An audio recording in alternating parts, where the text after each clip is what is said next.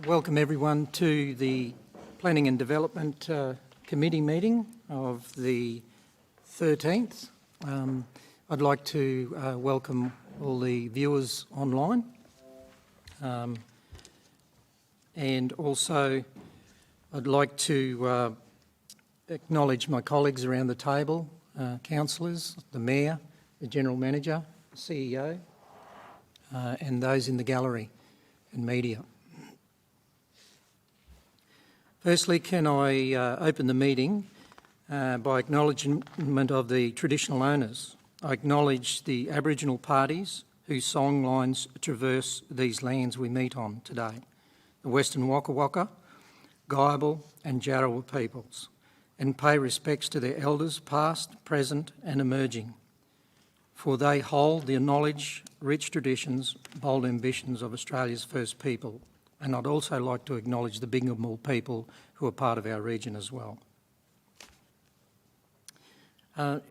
Item 2, we'll move to attendance, including apologies, leave of absence and declarations of conflict. We don't have any apologies, do we? No. A leave of absence, we have Councillor O'Hara-Sullivan, who's on leave at the moment. And I understand we have a declaration of prescribed conflict of interest at this point. Councillor McDonald. Thanks, Mr Chair. Prescribed conflict of interest relates to item number 11 on the agenda. And, sorry, not item, is it item number 11, Wendy? What item is it? Yes. Yes, it is. Item number 11, confidential item, Schedule 1, number 1, prescribed conflict. So, declare that now and then obviously do what I need to do when we get to that item. Yep. Thank you, Councillor McDonald. Item 3, we'll move straight to an item on the report. CBD Heritage Incentive Policies for consideration. There are 2 applications. And could I ask the presenter to read the title of the report for the benefit of the viewers, please. And thank you, Peter. Good morning, councillors. So, in terms of, we have 2 applications here for the Heritage Incentive Scheme. So, sorry, could you just clarify, so the title of the report is, so the details of the 2 applications are 19 Curnow Street in Crow's Nest, the applicant Barry Robinson. The other application we have is 152 Harry Street, Toowoomba City. So the purpose here is to present the report and for councillors to make a recommendation on the decision on whether or not we approve the 2 applications for the Heritage Incentive Scheme. And also I'd like to discuss the 2 submissions with you. So the first submission we have is 19 Curnow Street in Crow's Nest. So this is a former post office building which is currently being used for commercial purposes. I don't know if we're pulling up anything on the screen, but okay, here we go.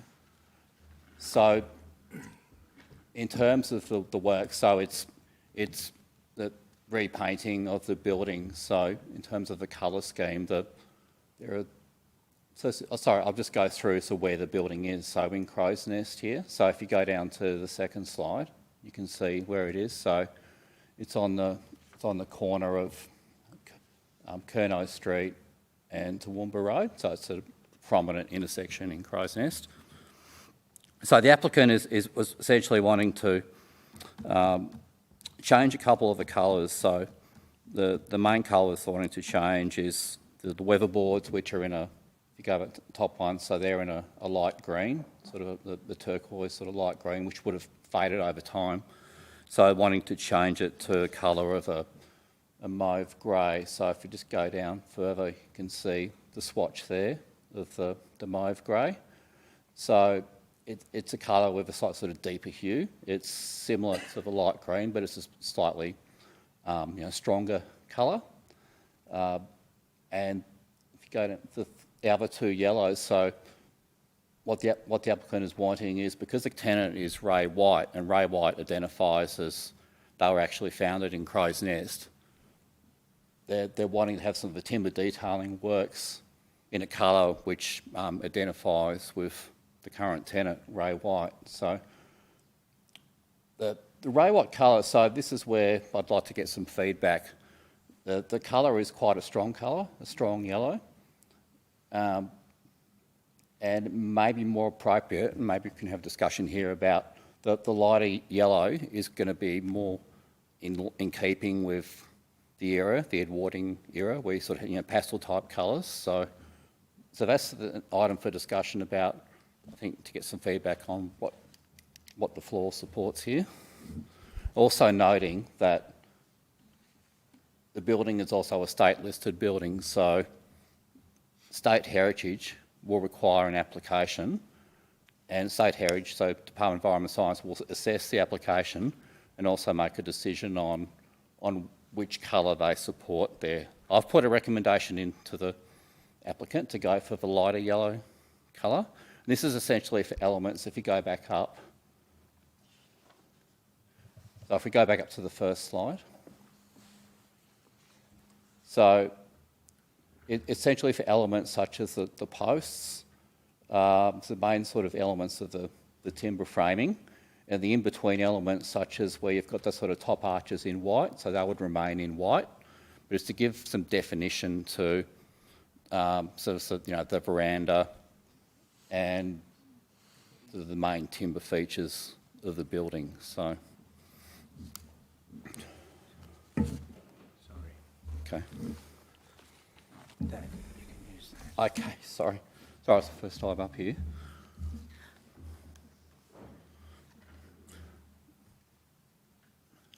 So unless any further discussion about it right now, we'll move on to the second one. I'm sorry, Mr. Chair, could I just ask, just for clarification again, where this yellow would be? Because on here, there really, unless I've missed it, there isn't any mention of the white staying there. So Okay. how impactful will it be? Sure, we'll just move down to, we've got a more detailed image to show where the colours are going. Okay, yes, I saw that, yeah. Okay, particularly sort of the bottom one shows where you've got the current sort of cream colours there. So it's essentially for the posts, for the beam. So it's the main sort of structural components of the veranda. Yep. Where the whites are for the windows, for the baluster elements. So that's the balusters below the handrail and the sort of the finer detailing elements on the building. So, and can I ask the gutter? Is the gutter going to be yellow as well, or is it staying a darker colour? Sure. So the 3, it says. the gutters and the handrails, at the moment they're in the sort of heritage red. So possibly they could go to the yellow as well if we wanted to have some. Oh. But otherwise, the red. They're better in a darker colour, I believe. Darker red probably would go together with the sort of the mauve colour. So I'd recommend Yes, okay. keeping that colour. Madam, Mr. Chair, if I could just make a comment. I mean, I suppose of trying to find the balance between what the owner wants, or what the tenant wants, and what is suitable for this type of building is a bit difficult. But I certainly personally support the lighter yellow. Mm-hmm. Thanks, Councillor Peter. I'll just go to Councillor Shine and then Yes. Councillor MacDonald. No, thank you. Before you move on to the second one, just in relation, I support what Councillor Taylor has said about the colour as well, but I'm more concerned about the quote, 17,000. A group of councillors were out at Crow's Nest not so long ago, and it was pointed out to us that to repaint. I think they were talking about the post office was going to be prohibitive. It was going to cost hundreds of thousands of dollars. And the reason they gave us, and these were not experts, but the reason they gave us was that the original painting there was lead content, and that required a lot of work to get rid of it. And also, if you look at your own material that you've supplied here, preparation on 32 of 285, for example, 25 of 285 and 23, it refers to the lead removal process, and it's painstaking, and it really does take a long time. To do it for 17,000, it would be incredible in my experience of life, as well as what we were told out there on the day. And I would really urge, some caution or re-look at this and re-look at the quotes to see whether, all that is necessary to be done will be done. Sure, we can take that on notice and discuss that with the applicant, that they're following the right process there, that they are in fact removing the lead paint before they do the repainting. Councillor McDonald. Thanks, Mr. Chair. Peter, thanks for this is the first one we're looking at, which is fine. It just worries me when you're seeking some sort of level of direction from 10 individuals about colours. That worries me, I have to say. That aside, when we're looking at the recommendation, and we're working with experts, plus you've got the state interest here as well, which will have influence over the final colours, I'd imagine. So I really want to remove myself from that, to be perfectly honest, that discussion. But the recommendation itself talks about the provision of the Heritage Exemption Certificate for the former Crow's Nest Post Office prior to any payment. What is the process of that, the Heritage Exemption Certificate? What actually has to happen? Okay. The building is likely listed, but also it's state listed. So with state heritage, if you're going to repaint a building of state significance, that means that unless you do matching colours, so what we call like-for-like colours with what's on the building, it will trigger what's called an exemption certificate. So that means that because they're changing one of the main colours, so the mauve grey, for example, because they're changing the weatherboard from that light green to the mauve grey, that triggers an application for an exemption certificate to state heritage, so that they can have a look at that and decide if they're satisfied that the change in colour is supported. They'll grant a certificate for it. Thanks. So I guess that just reinforces the comment I made before that whatever we may think in this room may not actually be the final outcome. That's so correct. I'd rather us, with respect, stay away from the selection of the different shades of yellow. Mm-hmm. So we've recommended the lighter. Sorry, I just missed your last. The comment was made earlier in regard to a conversation or decision around what colour yellow. Yes. I just think that that decision will be made by somewhere else rather than this room. That's correct. That's right. So we've advised that state heritage. So what has happened is that they put an application in for the mauve grey for the weatherboards, but they didn't mention to state heritage about the other colours on the building. Since then, they've come back and said that, in discussion with the tenant, that they want to have the yellow colour as part of a timber detailing, to paint the timber detailing. So they need to go back to state heritage and get approval, and we've recommended a lighter colour, more sympathetic to the area than the strong yellow colour associated with Ray White. Mr Chair, question. Question? Sorry, Thanks, Councillor Mr Rebecca. Chair.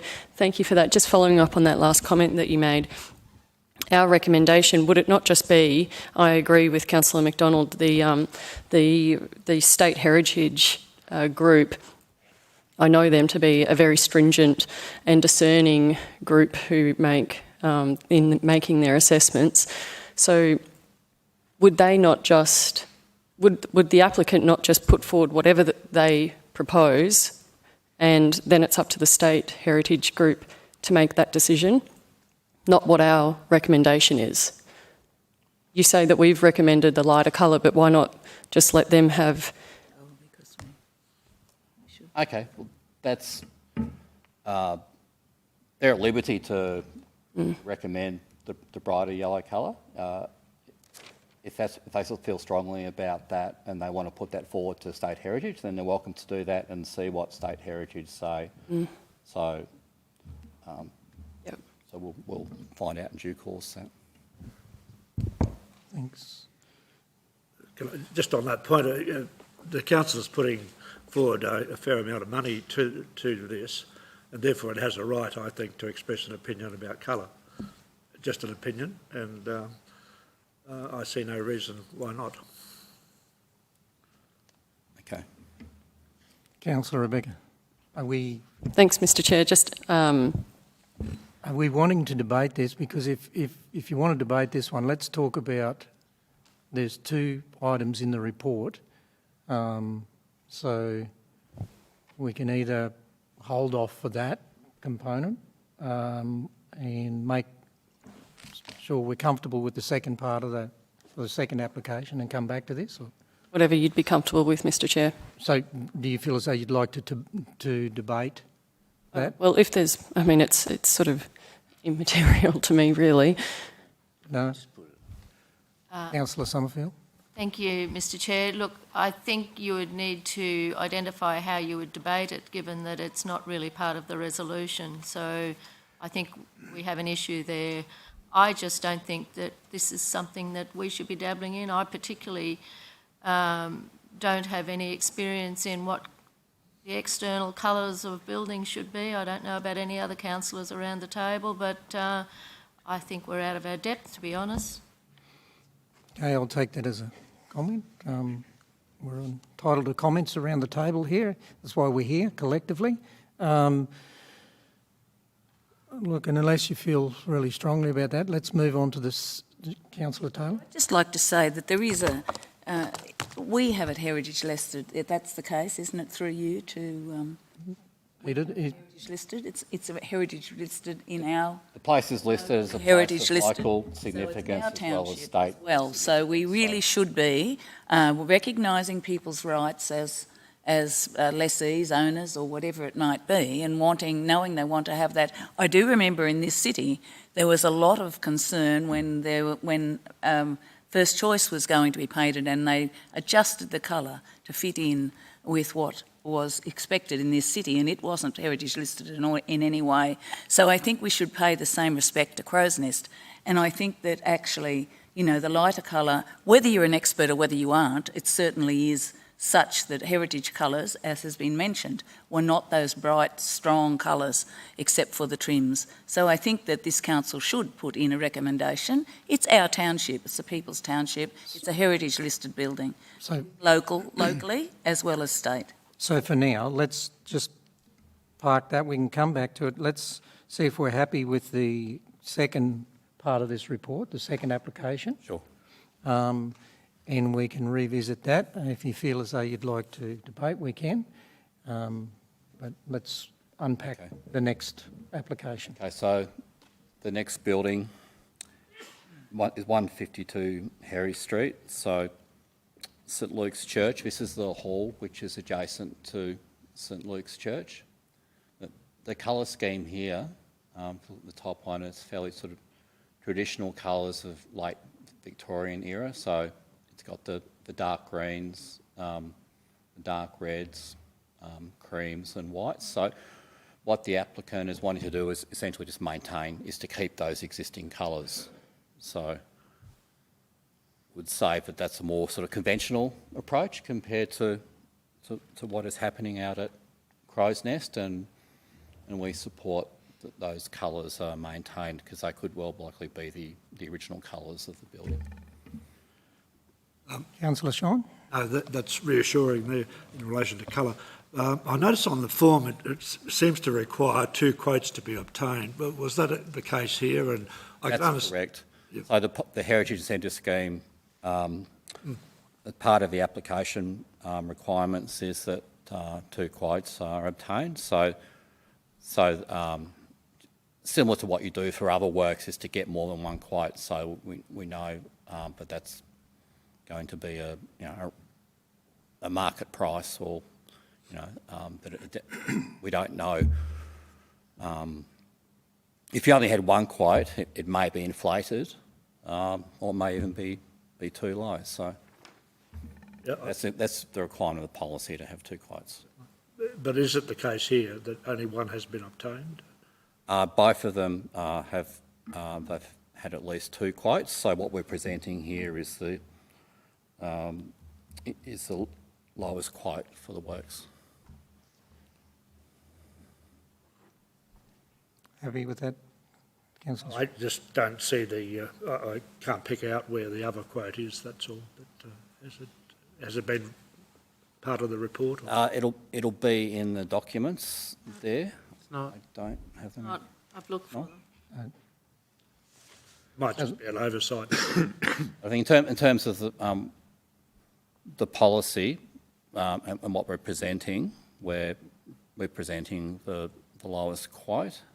So I think councillor Shine's alluding to the fact that the other quote doesn't appear in the body of the report for the St Luke's building, Peter. So I guess... Maybe Stuart could comment on that. On previous reports we've given, I believe we only... Look, I guess there's a way forward between now and the general meeting next week. If councillors are okay, we can just ask if the General Manager can make that addition to the body of the report for that application. Is that okay? Yeah, I think the quote that's mentioned here is very reasonable, but it would be possibly difficult because of the nature of the project to get a second quote for a start. I could understand that. But, What I can say is that it is a large building, so the quote, they are doing other works to the building as well, which wouldn't be covered within the limit of the $10,000 limit. So they're also asking for State Heritage to get approval to do some work on the roof, because the roof is near the end of its life. And I think also there'll be some other painting works which won't be covered under this. So, being a large building, the amount of money which we have available is only going to cover part of the works required for the building. Okay.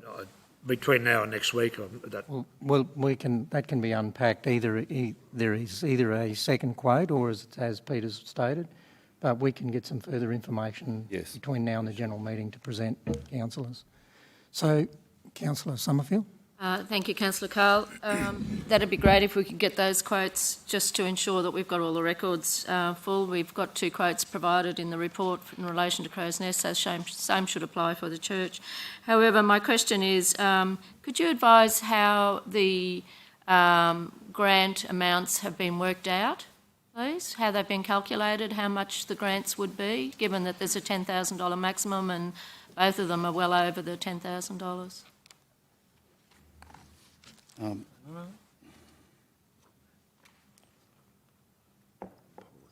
So, in terms of the amount which is granted, I'm not sure on that. That's just, Mr. Chair, through you, that's just the maximum amount is well over 10, but the grant is under 10. the grant. So, what is covered is dollar for dollar. So, up to a maximum of 10. Up to a maximum of 10,000. So hypothetically, a project, if the amount was 20,000, council would be able to grant $10,000 for the works. Happy? Righto. So let's... Question. Yeah, Councillor McMahon. Yeah. Just a clarifying question, if I could. The church application is, for beautification, whereas the original one in Crow's Nest, I read in the report we're painting it the colours of the commercial business that leases it out.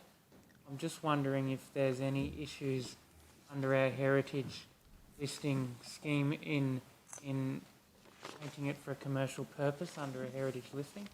Okay, so the painting for the building in Crow's Nest, so only one part of the building is for commercial use, so that is the yellow colour, which identifies with Ray White.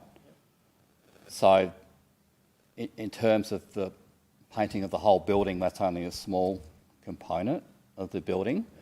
And we've had discussions with the applicant about recommending that in fact, a lighter yellow is recommended there. So that, We just follow up, maybe to the GM. Could we, at the appropriate time, have the conversation again? Because I know we're going, 50% of the quote to a maximum of $10,000, where we look at revisiting the heritage policy to increasing that $10,000 heritage limit at the appropriate time. Is that something we may be able to look at in due course? I don't know that we're looking at reviewing that in the near future, that amount, which it's dollar for dollar, and it's a maximum of $10,000. And the idea, I think we get a budget each year of $50,000 to spend on that program. So we can't afford to be too generous, otherwise we would be limiting the benefit. It's really an incentive to get owners, it's an assistance to get owners to upgrade their buildings. Certainly in some of our other areas where we're changing it from dollar for dollar to not a 50% contribution to maybe less. And if we could propose that idea here. Not here, you can't. Just in due course or in the next available opportunity. Be raised at a different time. Yep. Councillor McMahon, look, maybe the appropriate way to raise that is if you, as per councillor requests, put an email, if you garnish some support from colleagues for it to be revisited, we look at it then. Councillor Carroll, then Councillor Kerry. Mr Chair, not that I'm an expert, but I do know that my granddaughter is looking at painting and stripping some paint off a house, not hundreds of thousands of dollars, I can tell you, and it's a house is the size of this, so I think it's been exaggerated some little bit. So I actually feel that council's quite generous with this, and I think it's wonderful to see these places that we want to see done. It's good to be able to help them to do it, but I don't think we should be doing the whole lot, and I think what we have there is quite suitable. But I think it's wonderful to see Crow's Nest Post Office preserved in this way, and also over here at the Anglican Church Hall, so which is heritage listed as well. And I think it's it's not supposed to do it all for them, it's to encourage them and help them to keep those heritage buildings in good condition. Thanks, Councillor Sean. And then I would like to wrap up. I just want to make a comment. Yeah, sure.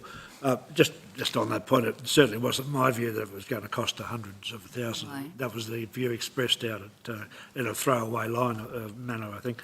But in the report, it says under consultation undertaken, all owners of properties eligible to apply for the grant have received emails from council advising them of the policy and inviting them to make an application. And this refers to all in the CBD of Toowoomba and selected towns throughout the region. I presume that's a lot of owners, a lot of properties involved. Any idea how many and what the uptake has been over a period of time? I might answer that one. Some years ago, when council initiated this particular grant, it was $1 for $2. In other words, the owners had to put $2 in and council would put $1 in. We got less than enthusiastic reception to that particular policy position, and we got very little take-up. Council then decided, well, we'll go 50-50. We'll put a limit of $10,000 on it, and we will send a letter out to all the owners of buildings of a heritage nature that are registered in our planning scheme or in the state register, on the state register, and other properties that were known that weren't in that situation. So I think that was about 2014 or something, 15. And we've had... That's the date you mean, the date? The date we did it, yep. And since then we've had a number of interested people coming through each year. The other thing that's missing from today's report is the fact that we run it past the HAC committee normally, but we don't have the HAC committee re-established as yet. But there were people that are keen to get moving on it. Heritage Advisory Committee. Sorry? That's the Heritage Advisory Committee. I beg your pardon. Yeah, the Heritage Advisory Committee. Yeah, we haven't, that hasn't been re-established just yet. It's coming. But so that we didn't have to hold these two items up simply to run it past the Heritage Advisory Committee, we've brought it directly to Council. So that's usually at the additional level of consultation that takes place. Thank you. So, councillors, in the interest of time, this is where I think we sit. Given that the applicant has an opportunity to go to the state heritage people and put their case about their colour scheme, we've got a council have contributed considerably to this project. So, you know, it's good to have the discussion as we do contribute to, and these will come to fruition because of council's contribution. But also as part of the recommendation here, you'll note the officers, are we comfortable to make, put this motion, given the fact that we do have some qualified people in our staff, in Peter and others, who've made a recommendation around colour scheme.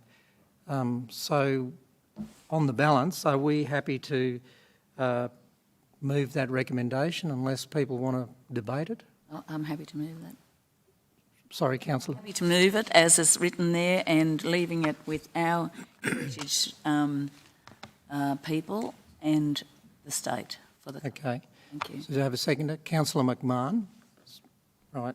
So for the benefit of the viewers, I will read it, but I'll proceed. The application as detailed below for grant funding under 2.41 Heritage Incentive Policy be approved subject to the following conditions. The use of the colour scheme recommended by the Regional Heritage and Policy Architect for the former Crow's Nest Post Office, provision of the new Heritage Exemption Certificate for the former Crow's Nest Post Office prior to any payment under the policy. Address details are there. And the point number 2, that the application as detailed for grant funding under 2.41 CBD Heritage Incentives Policy be approved for 152 Harry Street, Toowoomba, the Anglican Parish of St Luke's. Happy with that? All in favour? Those in favour? Those against? I want you, oh no, we don't, that's for next week. Okay, let's move on. Item 4, request for infrastructure charges discount. Thank you, Peter and Jay. A request for an infrastructure charges discount in accordance with the temporary economic development incentives for district townships. Policy 2.32 for material change of use code, healthcare services, food and drink outlet and shopping centre located at 32 Eaton Street, Canberra, Queensland. Over to you, Peter. Thanks, Mr Chair. Good morning, councillors, ladies and gentlemen, fellow officers. The report before you is to consider a request for an infrastructure charge. Could I please have up attachment 1, Wendy, sorry? The report before you is to consider a request for an infrastructure charges discount in accordance with the Temporary Economic Development Incentives for District Townships Policy 2.32 in relation to a development permit for a material change of use for healthcare services, food and drink outlet and shopping centre located at 32 Eaton Street, Canberra.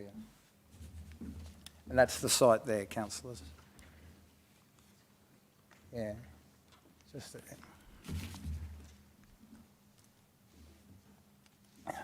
Attachment 2, please, Wendy.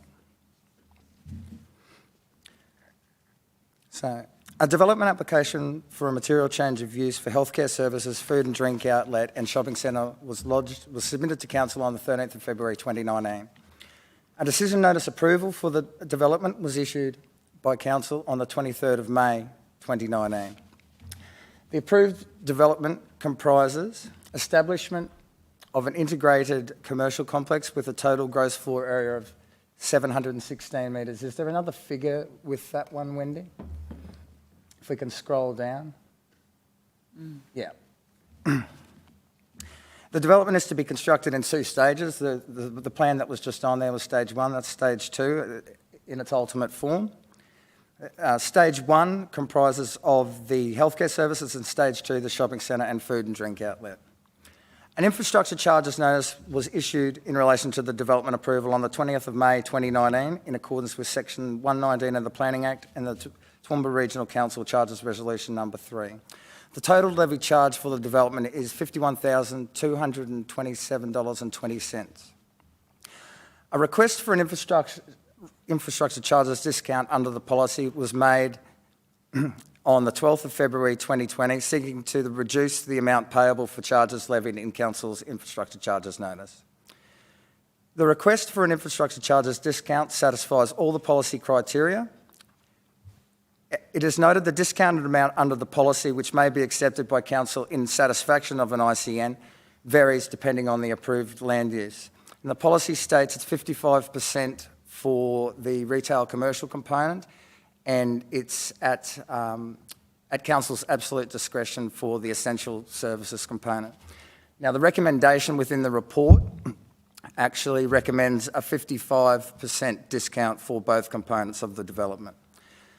So it is recommended, given it meets the policy criteria, it is recommended that Council approve the request for a discounted infrastructure charge under the policy in accordance with the recommendation within this report. However, as I just noted, the policy provides for a discounted amount for the essential services component of the development to be at an amount determined by Council at its absolute discretion.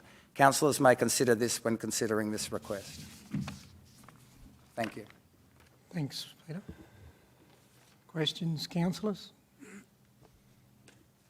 Not questions, Mr Chair, but the first section of this is up and operating the medical centre and has made an enormous difference to that township and that district out there. They have some services that they've never had there before.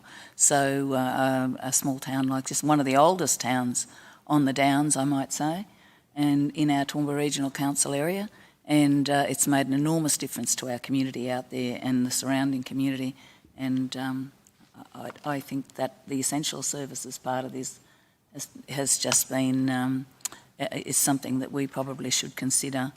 I don't know, I think what we've got there is quite fair, but I think it's made people need an incentive to bring those essential services to smaller townships. Thoughts, councillors? I'm looking at the body of the recommendation, parts A and B, a 55% discount. So are we comfortable with that? Mover and seconder? Just a question? Yeah. Yeah. Thanks, Mr Chair. Through you to Peter, I gather. In regard to A, that's pretty clear cut. 55% discount complies with the policy. Item B, we have a history of increasing that discount further for other healthcare areas across the region. Can you give an example of perhaps an average discount we've given for other healthcare facilities? I couldn't off the top of my head, sorry, councillor. Stuart?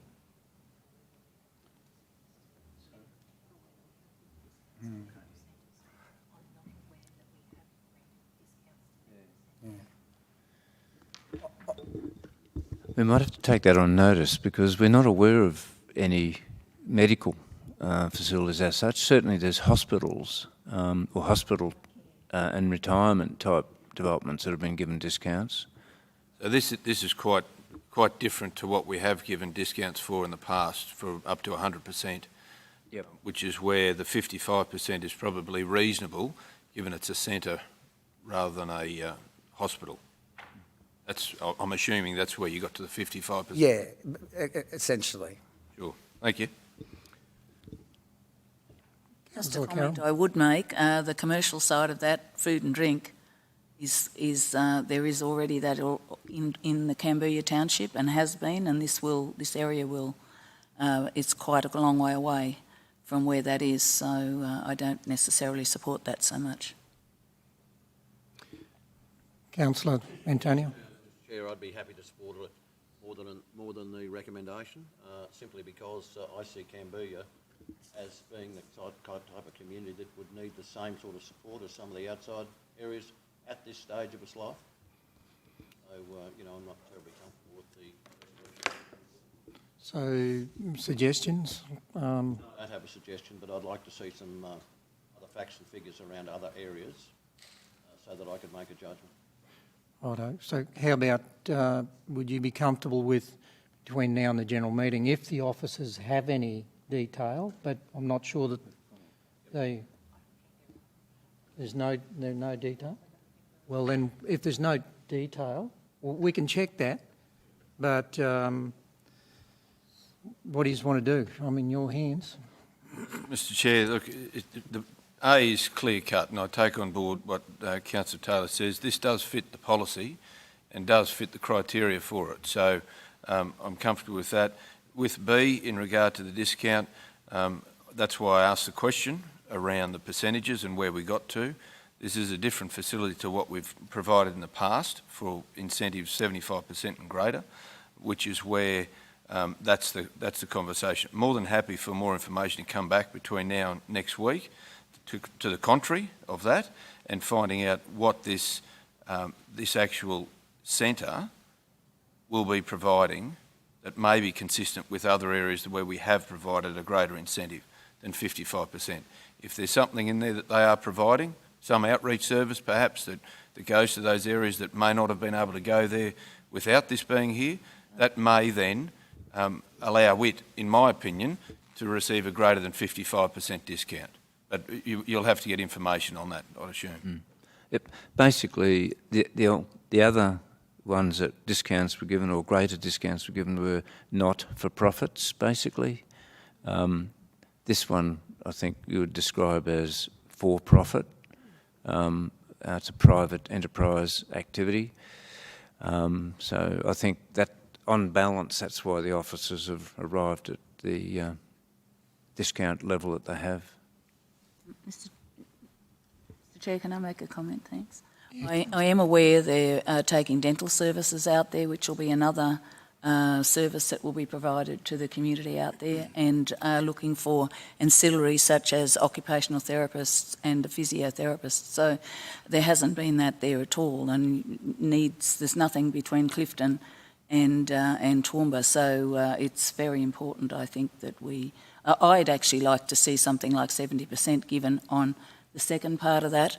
The food and drink, they're already served there, so if it fits the policy, that's where it should be. But I think for essential services for that area, they have to go to Drayton otherwise, or Clifton, or Westbrook, and Westbrook is pretty much in the same position. So I think it's just amazing that they've seen fit to establish there with these services for that community.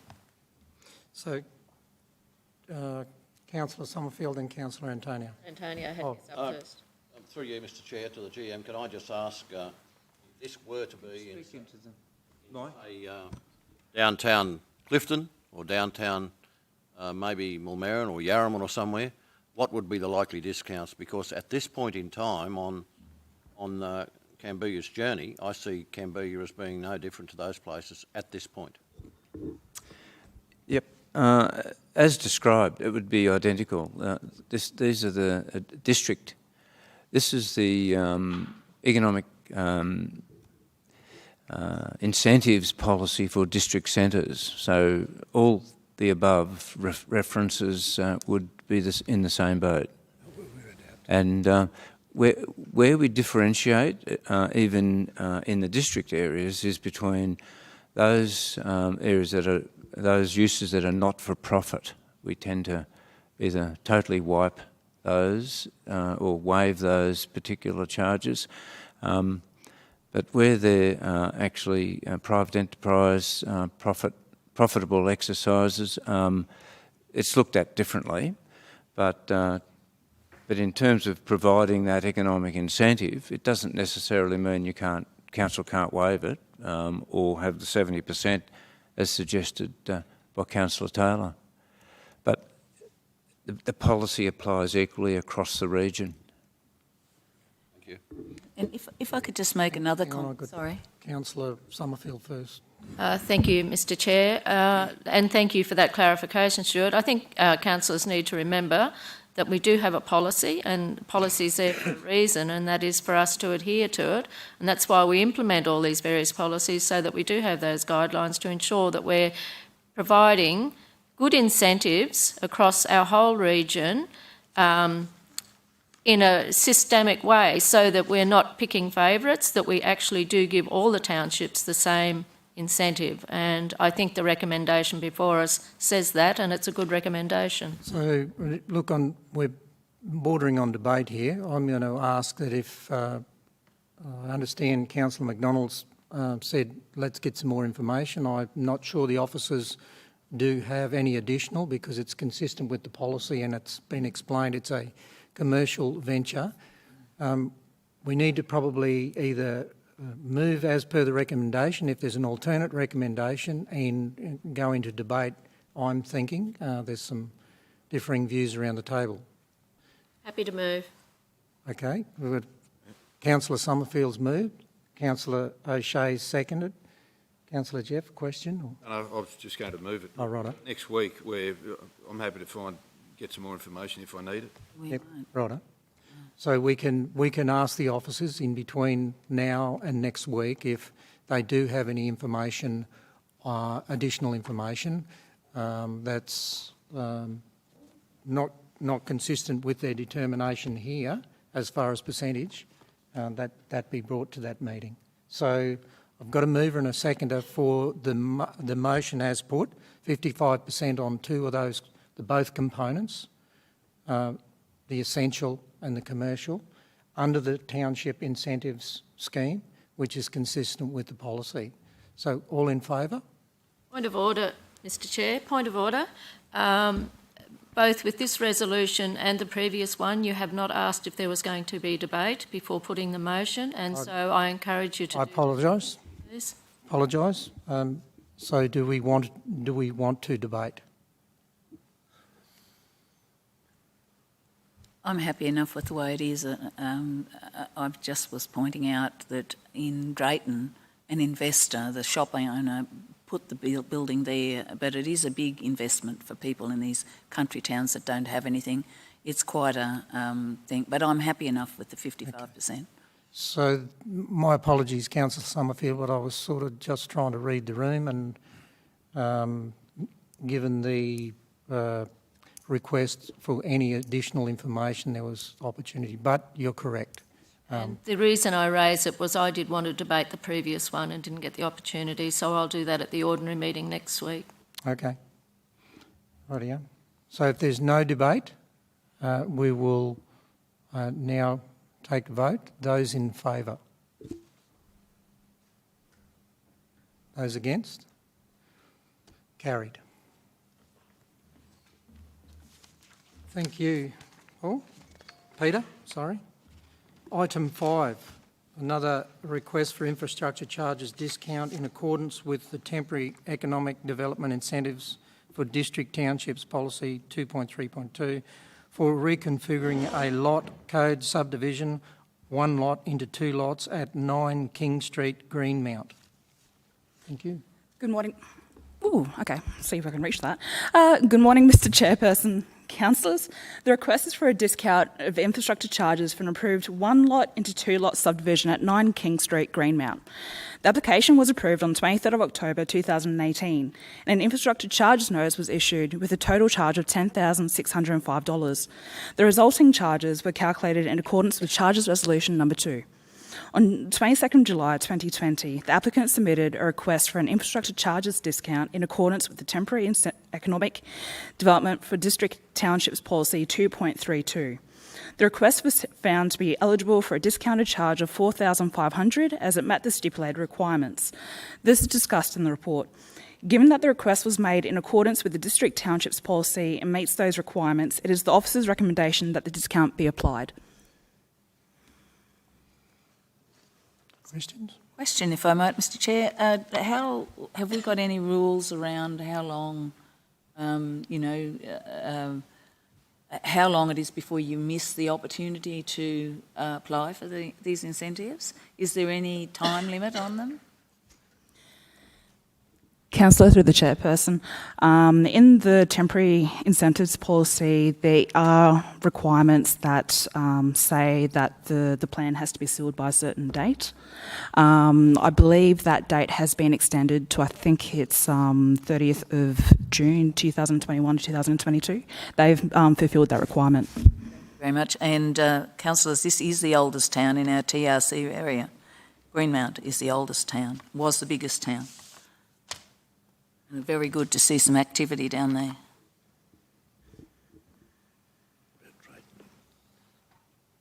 Questions? Do I have a mover and a seconder? Councillor Carroll, move. Councillor Rebecca, second. Any debate?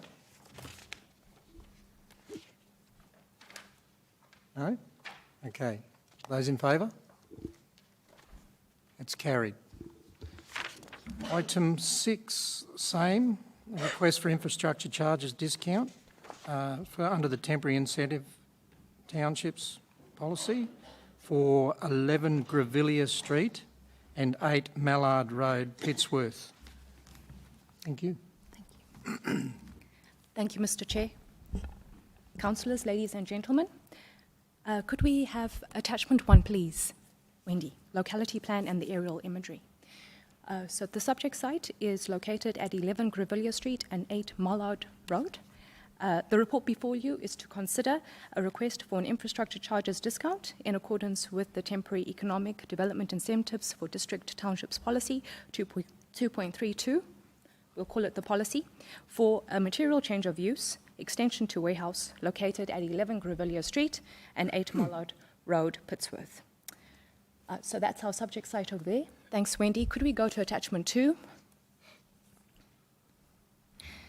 The development approval is for a material change of use for extension to warehouse, and this is over 4 stages, as the approved plan shows there.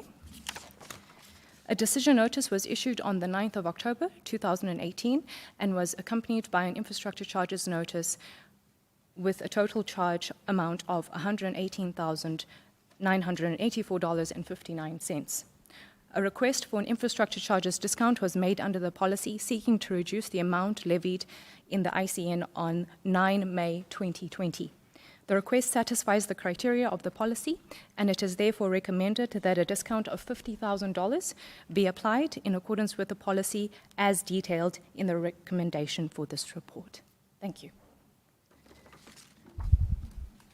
Question? Councillor McDonald. Thanks. Thanks, Mr Chair. Through you, just in regard to the $50,000, just an explanation in regard to the policy around 75% or $50,000, just to explain that. Certainly, Councillor. So under the policy, you can either apply a 75% of the infrastructure charge for this particular industry, which is, for this particular activity, which is an industry activity, or it is up to a maximum discount of $50,000 per development approval. And because the 75, if you take the total amount of the ICN at 75%, it was more than the $50,000. So that's why the policy has applied the $50,000.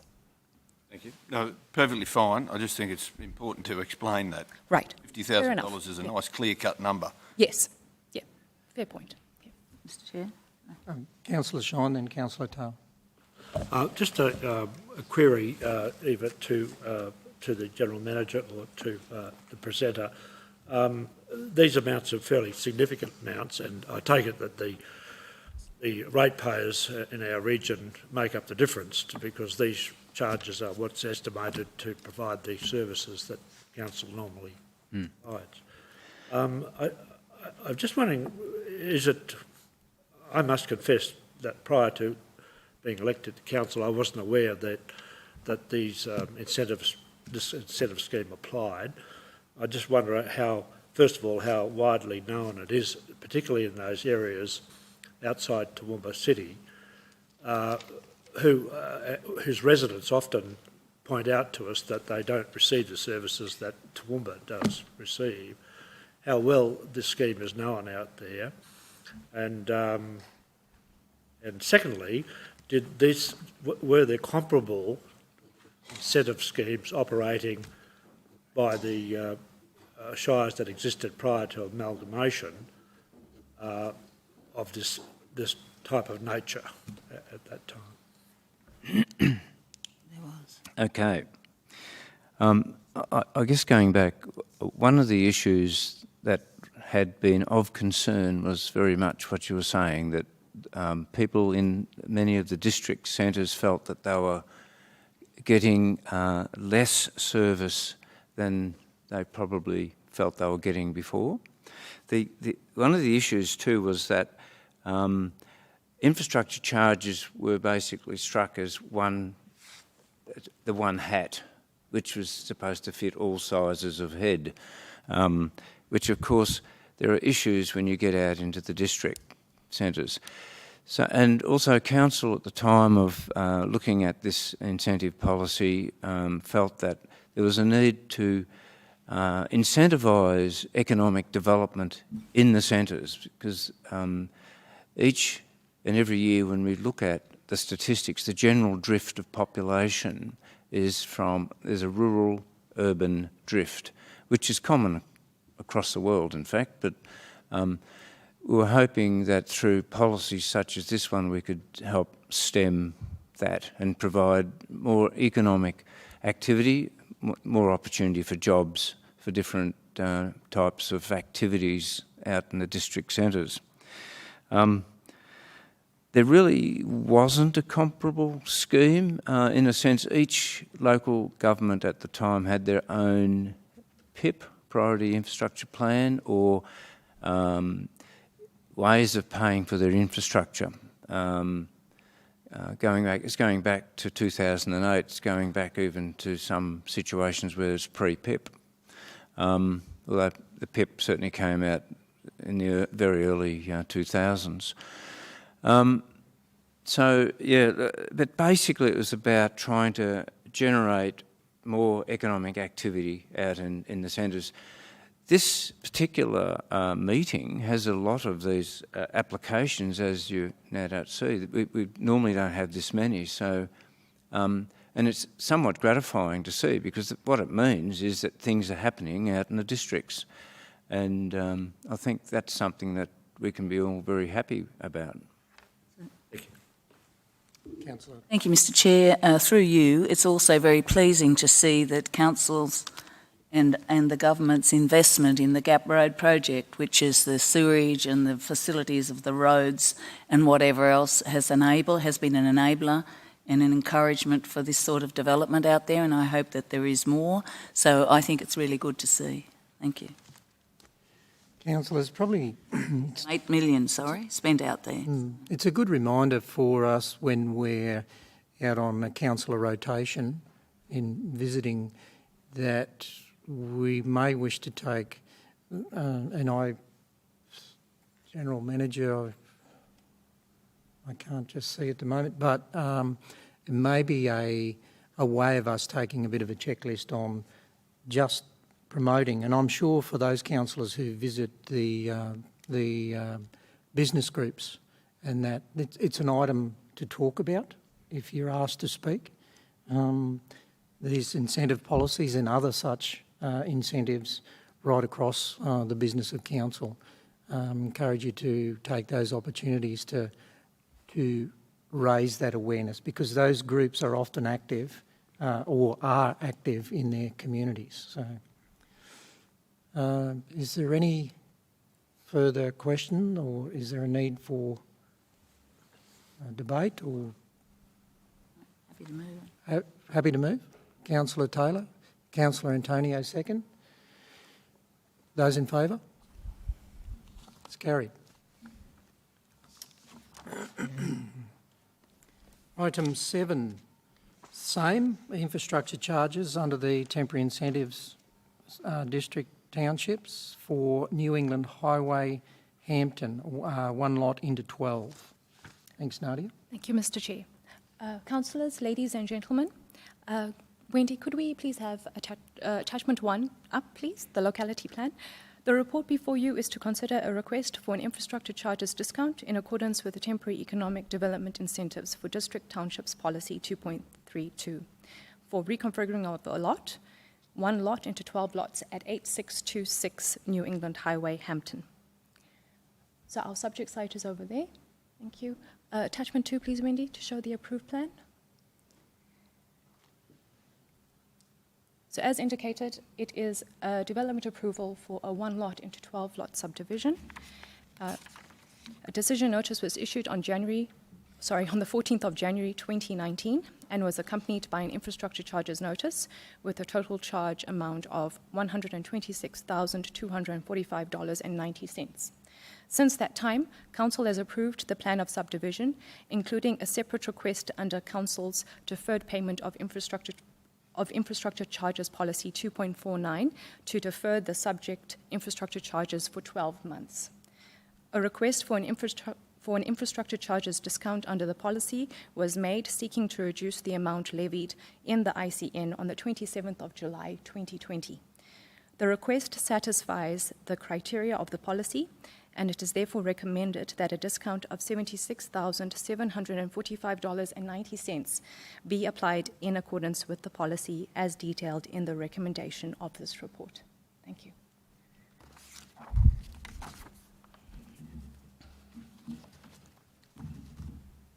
Question?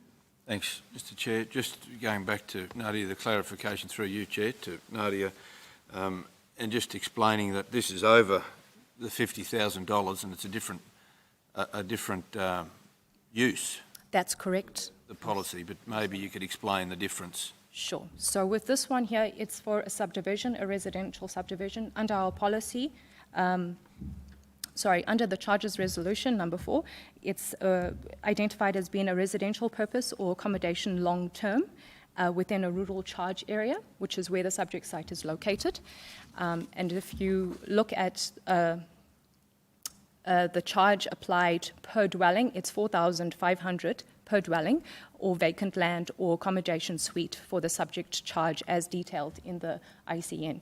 So essentially what the recommendation is based upon that $4,500 by the additional 11 lots that have been created, and that's the amount that shows in the infrastructure charges. And that's the amount that is the discount that's been applied. Sorry. Yeah. Okay. Happy? Do I have a mover and seconder? Move, Councillor McDonald. Just in moving that, can I just make the comment that shouldn't be overlooked, that just with these 4 items alone, we look at Cambodia, Greenmount, Pittsworth, and out the way at Hampton, over $160,000 worth of incentives have been afforded. Now that's infrastructure charges, incentives, so money we didn't have in the past, but we do have to then obviously fill that shortfall, albeit an incentive, which it will be, and it will create employment, long-lasting employment in some of those places, which is great. So I do think, over $160,000 by this council to regional townships is something that shouldn't be overlooked. Yeah, it's a good news story, Councillor McDonald. Councillor Shine, you... Just second. Seconded by Councillor Shine. Is there any debate? If not, those in favour? It's carried. Thank you. Thanks, Nadia. Over to the General Manager for a development assessment of the Regional Statistics Report. And I note that Stuart will make you aware of some changes in this report. Thank you, Mr. Chair. Basically, there's a couple of little modifications in the 6th paragraph down. Rather than July, it should be during August. There's an amendment. But basically what that's all saying is that during August, we had approved 7 lots compared to 2 lots. That's RAL approvals, which are very low numbers.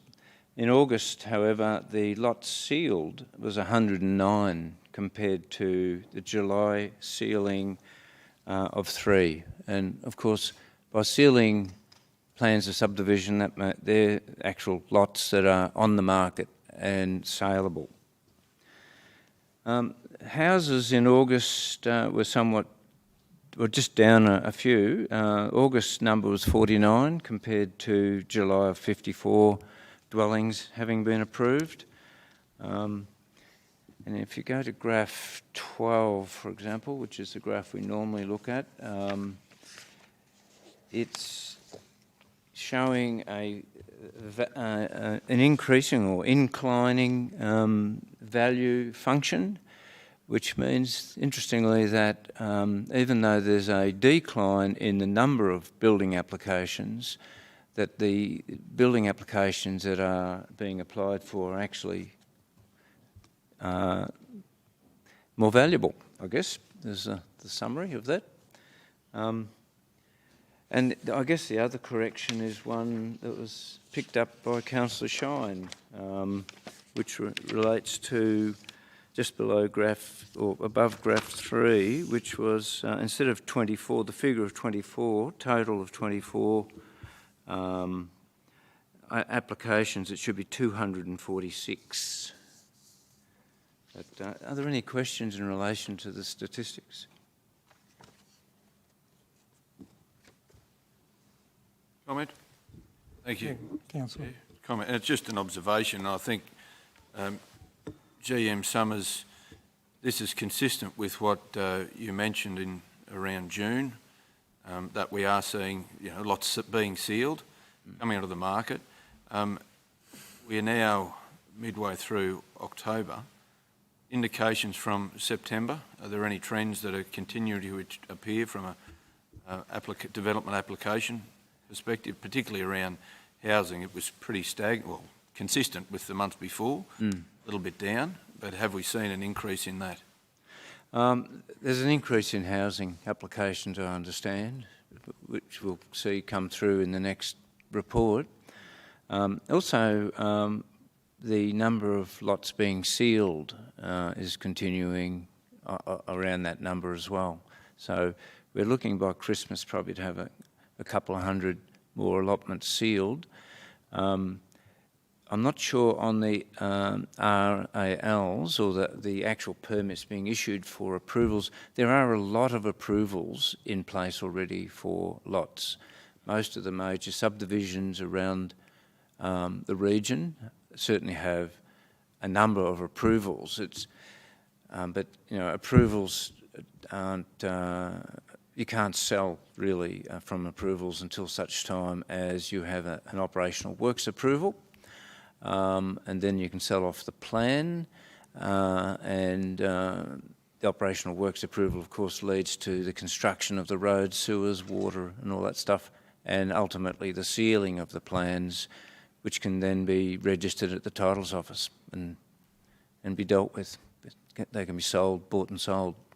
So, yeah, look, the numbers are increasing. They're creeping up there. And no doubt there'll be an overshoot over Christmas and into the January, February period, I suspect.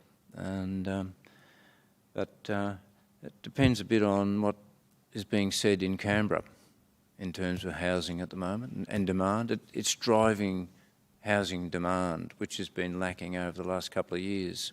So it's very good what's happening at the moment. Councillor Sommerfield. Thank you, Mr Chair. Look, what I've been watching the real estate market, and I've certainly been watching it quite closely over the last month or so, things are really moving. It's quite hot, the property market in the Toowoomba area at the moment, Toowoomba Highfields area. Certainly there's some houses sitting there that haven't sold, but there's usually a reason for that. But generally speaking, a lot of these houses are coming on the market and selling within 24 hours. it's quite hot out there. Yes, and you and I have had a couple of conversations about that. And definitely things are happy out there in real estate land at the moment. But I guess we went through a few years prior to that where demand was languishing, so it's great to see that demand is up. Okay, no further questions. That's for noting. Can I have a Councillor MacDonald and a seconder? Councillor Taylor. Those in favour? It's carried. I would now like to call for an adjournment of the meeting, as that's all we have in open items for planning and development. Move Councillor O'Shea, seconded Councillor Antonio. Those in favour? Meeting adjourned at 10:10. Thank you. Want to take a short break? Yeah, that would be good, actually. Minutes? 10-minute break.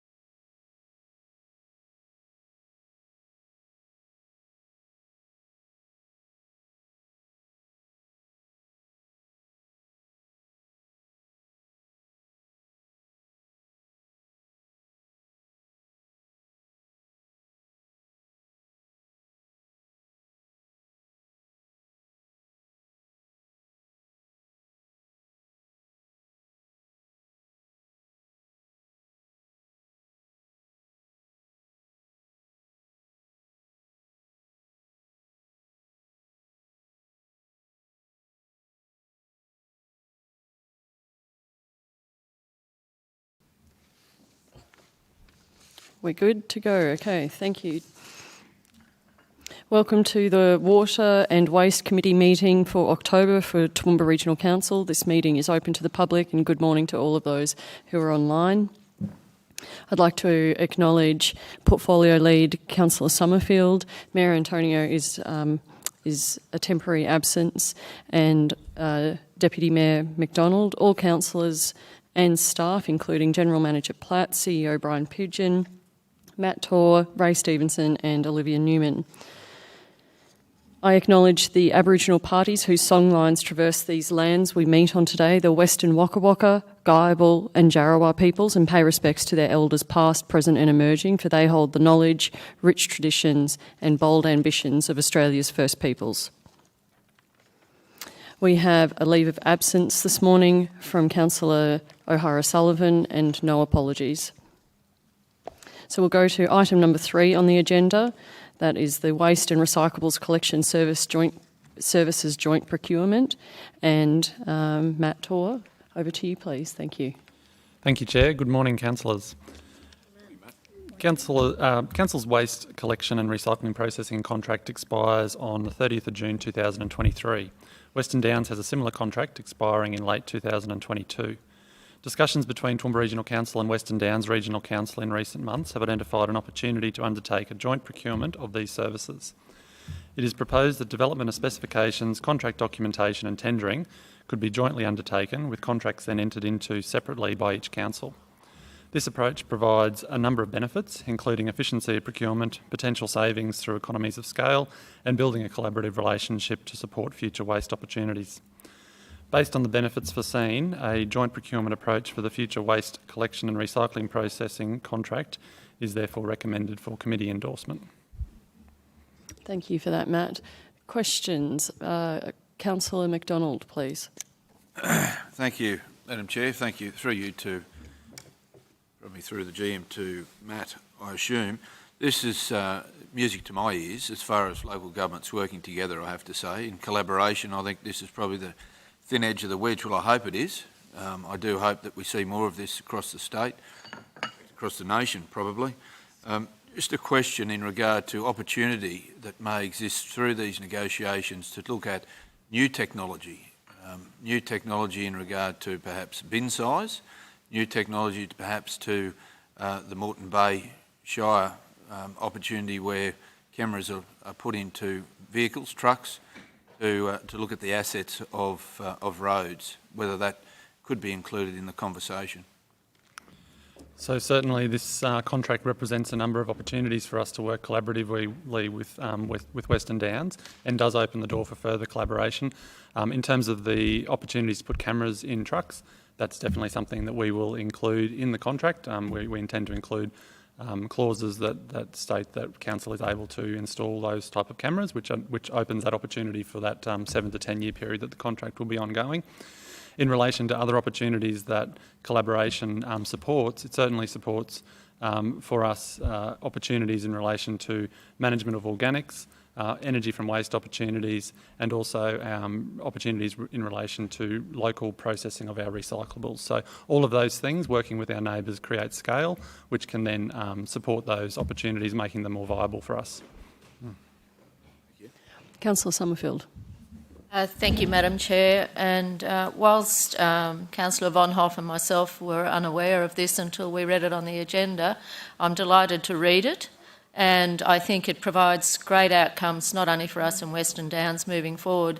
In particular, state and federal government are looking much more favourably on organisations that are doing collaboration. So for us to start to have a history of collaborating with our other local government areas around the region, that provides us with more surety in relation to funding, particularly in waste, moving forward. So thank you for that, Matt. Councillor Taylor, please. Madam Chair, I'd like to echo those thoughts, and it does open the door for future. We have other councils around us, as you know, with the Lockyer and the Southern Downs and Gundawindi, Western Down and South Burnett. So at the end of the day, it's really good. Other councils are doing it, and in Central Queensland and others, as they try to find efficiencies and ways forward as it's all changed. But I too wanted to mention the benefits that would come from cameras and different things, and I'm sure Western Downs and other councils who may see fit to join us at some later stage would see the benefit of that as well. So thank you very much. I think Councillor Carl, and then we'll have Councillor Shine, please. I was just happy to move. Okay, I'll just hold that for one moment to see if there's a question from Councillor Shine. Just interested to know how this collaboration arose, whose initiative it was.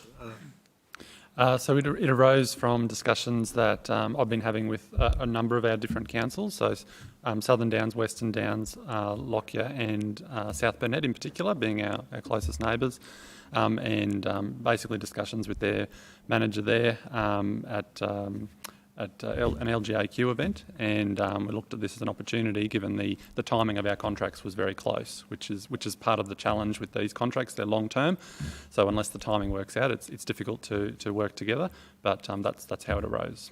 Yeah. Good. Councillor McDonald. Thank you, Madam Chair. Just a quick follow-up through you to Matt. In regard to, and the options that were spoken about in the report, separate contracts versus regional style contracts, did you just comment on that a little bit? I know that from the report you'd have investigated the regional style but settled on separate contracts. Can you just explain a little bit about that process? Yep. So this essentially what we've chosen is to undertake the procurement together and then have separate contracts following that. The reasons being, firstly, these are long-term contracts, like I mentioned.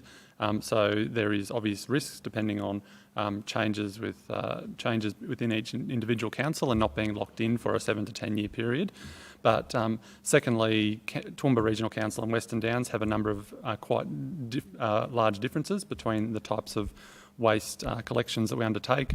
For example, Toowoomba is looking to implement organics. Western Downs has not yet gone forward with implementing a green waste service.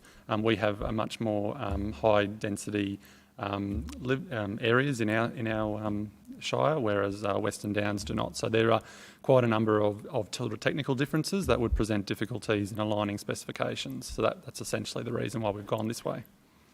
Fantastic. Thank you. Thank you. And Councillor McMahon. Well, thank you, Chair.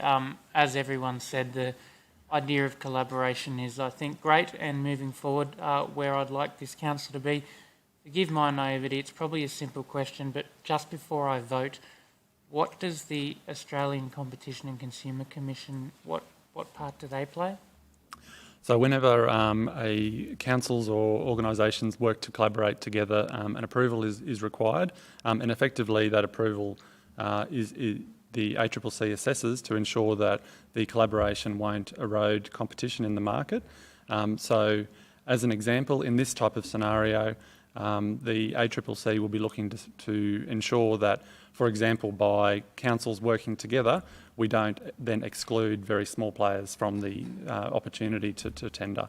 So we've seen that play out in other councils working together, and effectively the proposal to tender together but have separate contracts gets around that, because it means if there is a small player who is only suitable to do one council, they still have an opportunity to tender. So that's the type of thing the ACCC is looking for. Thank you, great answer. If there's no further questions, I've got a mover in Councillor Carl.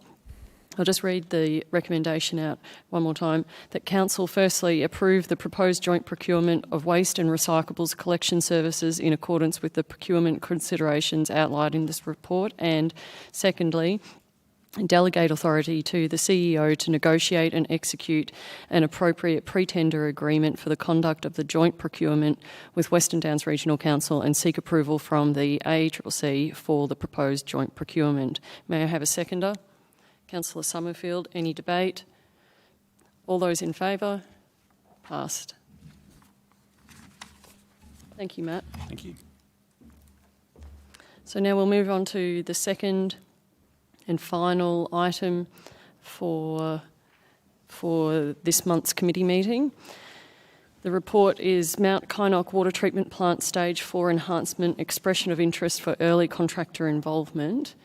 And I believe we're going to hear from Ray Stevenson and Olivia Newman, or is it Olivia, we're going to hear from you? Thank you. Good morning, councillors and council staff. This committee paper is around the approval for us to go out for an EOI to undertake an upgrade at Mount Kynoch. So Mount Kynoch Water Treatment Plant is planned to meet its capacity by 2022. So requires some immediate action to undertake some enhancement works to meet our obligations in supplying water to the community. The Council's Water and Waste Services capital budget for 2021 includes an allocation of $3 million of a total of 19.5, which is made up of $6 million in next financial year and a further 10, or $6.5 next financial year and a further 10 in the following year. We have commenced planning, design works and procurement activities in looking at the actual scope of the works that we need to do and looking at the risk mitigate towards council. We've believed that the best approach for us would be to undertake what they call an early contractor involvement design and construct tender process. As you know, the plant is 45 years old. It has had only minimal upgrades in that time. It has a level of so basically what's saying is that the operating components of the plan are very difficult to document, and for us to go out with a design and construct tender on its own without a level of collaboration would pose immediate and great risk to council. ECI methodology allows for us to work with contractors through the design phase and collaborate around what we think we need, and minimise the risk during that process. During the ECI process, we would also work through and establish risk ownership, who would be the best party to own that risk as we're working through and delivering the contract, therefore potentially minimising any cost overruns throughout that stage. Industry standard to undertake an ECI is firstly through what you call expressions of interest. We would send that out to the market, shortlist down to 2 proponents and work with those 2 proponents through the early contractor involvement phase. Under the local government regulation, we require council to approve us to undertake an EOI, and that's what this paper is seeking. Thank you, Olivia. So questions, please, councillors. Councillor Summerfield. Thank you, Madam Chair. So I've just got a couple of questions, if I could. One was in relation to the EOI process, which says in the report that it would be local government must resolve that it is satisfied that it would be in the public interest to do so, and it must record its reasons for making the resolution. And I'm just wondering, it says down there, there's dot points, calling EOI will assist council to, and the 4 dot points. Can you clarify for me the difference between that and doing the normal tender process, please? So in going through an EOI process, you would make an assessment of the respondents based on experience, their financial viability to undertake the works, technical competency and the ability to perform. Generally, obviously an EOI does not have any price structure in that, and that's obviously one of the key components through local government in terms of price, in terms of competition. The EOI will assist us in working with contractors and get the best outcome. With the ECI process, you'll be able to work through with them, with the shortlisted contractors to help build up the price. You're assisting them working with the development of the design. If we went down through a traditional design and construct tender without going out through an ECI process, we're going out there in the design phase, we're putting out a specification with an assumption of what we think that the treatment plant needs to get upgraded without having that design innovation and construction innovation coming through. So we're working through with a lump sum potentially risk profile where we're paying for a contractor to price up the unknown risk that we're not aware of either at this point. So through the EOI process, we're making sure that we're shortlisting proponents that have the capacity and the experience to undertake that, and we can work through in the ECI phase the design, development and the construction risk, and work through a competitive price through that. So if I could just do a follow-up, please. Thank you for that. So just to clarify in my mind, we're not going to tell them what we want. We're going to ask for innovation, get creative. Is that the plan?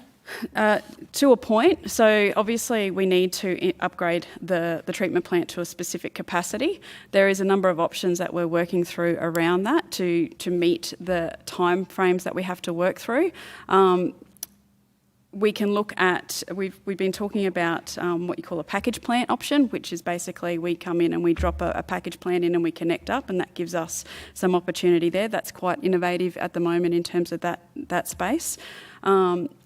Where the risk is with this project is the unknowns in terms of the existing infrastructure and the connections. So what we'd be looking for with the proponents is to work with us, work with our operators to understand how the plant works, build the design from that, and obviously the innovation that comes from that. Also, with a number of the proponents in the market, the number of them that have done this type of work before, they bring a lot of innovation and lessons learned from other projects that we can focus on as well. Okay, thank you. So my other question was around in the Water Futures report, the draft report that we currently have, it mentions that we need to understand the condition capacity of the water treatment plant so that we understand what capacity is there for us moving forward. And one of the things I read was that it would be with the upgrade, it could actually take us to 2050. So will that work be done as part of this, understanding that its capacity in the longer term? So a key activity that we're undertaking at the moment is going out to market for a condition assessment. That condition assessment will give us a really good understanding of what the plant is like and where its constraints are at the moment. That will then feed into the next phase of the project. Mm-hmm. Excellent, thank you. Councillor Shine. Just a small point, I think. In the section 3, page 3 or 5, under issues and responses, it refers to if traditional approaches to contract delivery were taken, council would be exposed to a number of commercial risks, particularly around scope creep. I'm unfamiliar with that term, scope creep. Scope creep. So like I was saying, because the plant is of the age that it is and we don't have, our documents are fairly old, we haven't been able to find a lot of our documents that support the operation of the plant. That poses a commercial risk from a scope perspective. So where we may go out and think we know what we need to get upgraded, once we actually open up the plant and start working in it, we might find that there's something else wrong with it. And so if we go out with that sort of strategy, the scope creep could keep building. So scope creep just means you're adding more stuff and more stuff. So where we think a project may be 19 million, it could end up being 40 million. I'm not going to say that's going to happen, but that's the risk and that's the potential. So. Just if I might, on the cost of it, it would be great to get assistance from state or federal governments. Are there any existing programs from either level of government for this type of work? Not that I'm aware of, but that's something that we could look into. Any further questions? Councillor MacDonald. Thank you. Madam Chair, perhaps to the GM, this question in regard to the budget and the $3 million that's in the 2020-2021 budget and whether that will be on track to be spent this financial year.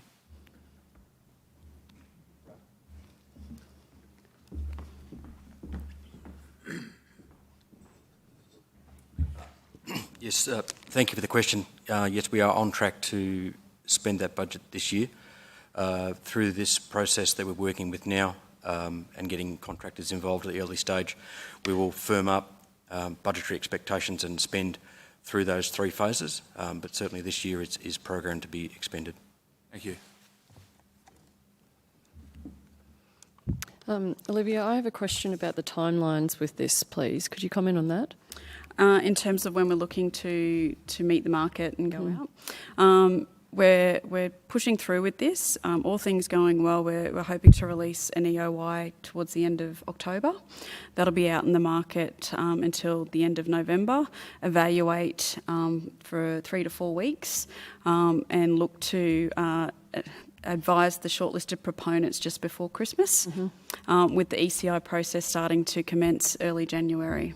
That will traditionally go for up to 8 to 10 weeks. Following that, that will then be evaluated and look to contract award towards the end of March. Thank you very much. So, councillors, unless there are any further questions, the recommendation that's before you is that in accordance with section 228(3) of the Local Government Regulation 2012, Council resolves that it is in the public interest to invite expressions of interest for the selection of shortlisted proponents before inviting written tenders to facilitate the early contractor involvement design and construction delivery model for the Mount Kynoch Water Treatment Plant Stage 4 Enhancement Project. Do I have a mover? Councillor Summerfield, a seconder? Councillor Carl, any debate? All those in favour? Carried. Thank you. That's the final. Thank you very much, Olivia and Ray. That's the final item on the Water and Waste Committee meeting for October. I'll conclude the meeting and the time is 10:46. Thank you, Wendy. Thanks, Ian.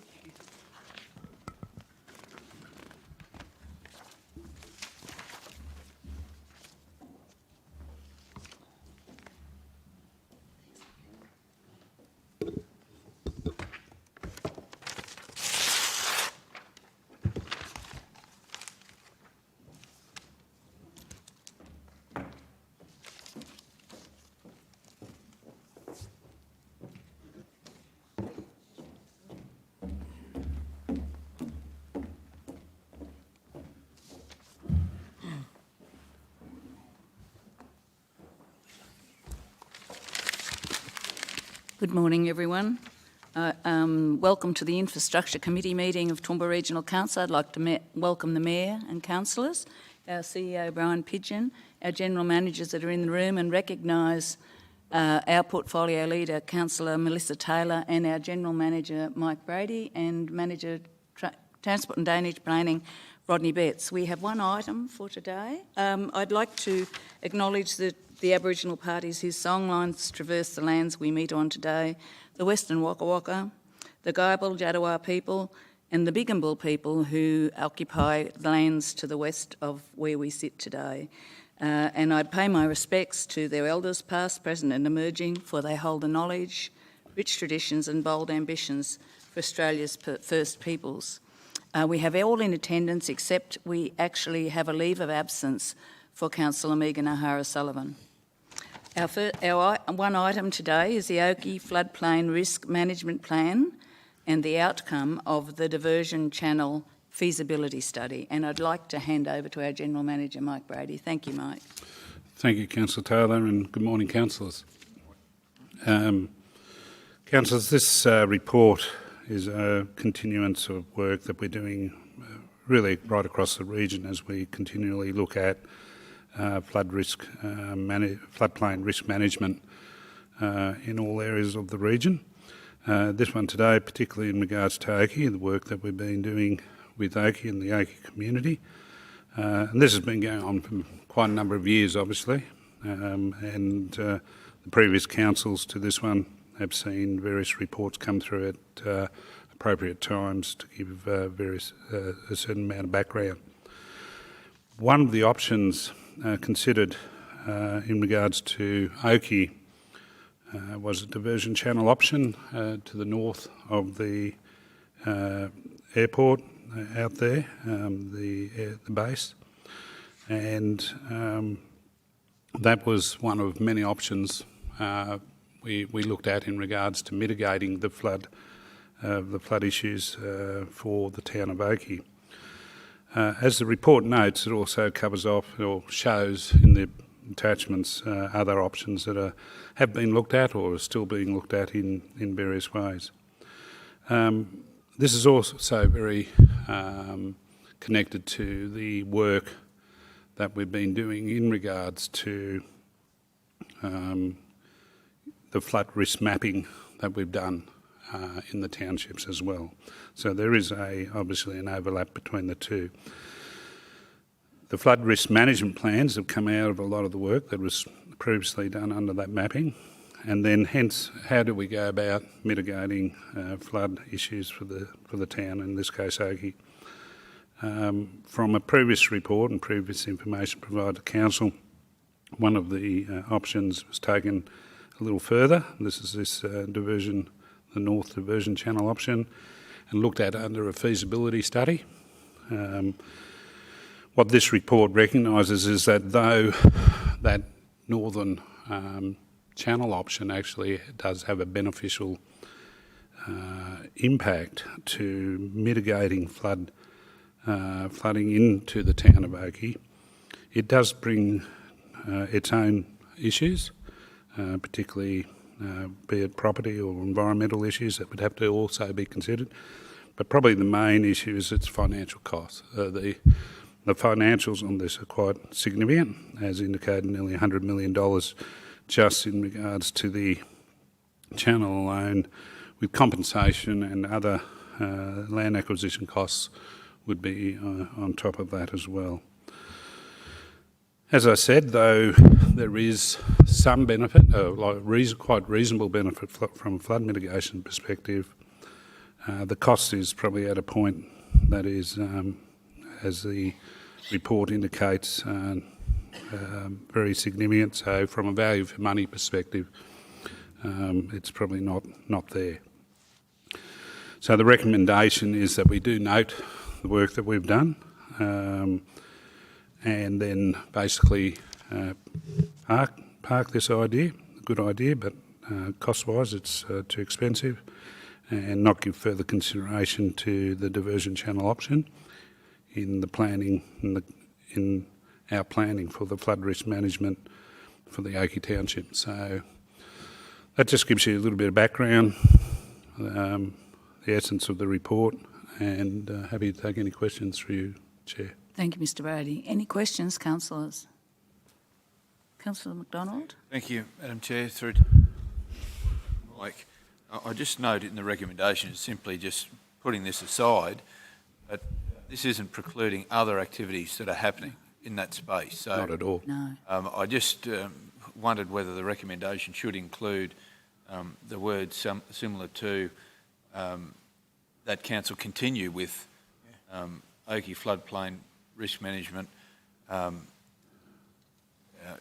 something that doesn't say, well, that's it, that's the only thing that's happening, because it sort of almost says that Oakey flood risk management plan, this was what we're doing and it's not happening. But in actual fact, that's not right. But there were lots of options put forward for there, and this is just putting one of them to bed, so yes. That wording's fine there. Yes. Council continue with Oakey floodplain risk management. Yes, and that's possibly, Mr Brady, is it? And the Yeah. CEO, I think that probably just clarifies it. We know there are other things happening, but that possibly just lets the community know that we're still going along that path. Yep. Yeah. No issues. Councillor Shine? Just bearing in mind the flooding event in 2011, as it occurred in our whole region, and particularly down the Brisbane Valley below the Wivenhoe Dam, and subsequent royal commission into the operation of the dam and that type of thing. I take it we have, it may not be in your portfolio, it might be in water and waste perhaps, but I take it we have a plan to operate the Kubi Dam in terms of its level and, for example, reducing its level if there's a cyclone pending and things of that nature. We haven't Any got learnings spillways. from that Royal Commission applicable to us? Yeah, look, No spillways on our dams. There's yeah. no spillways on our dams. So you can't lower it, I see. No.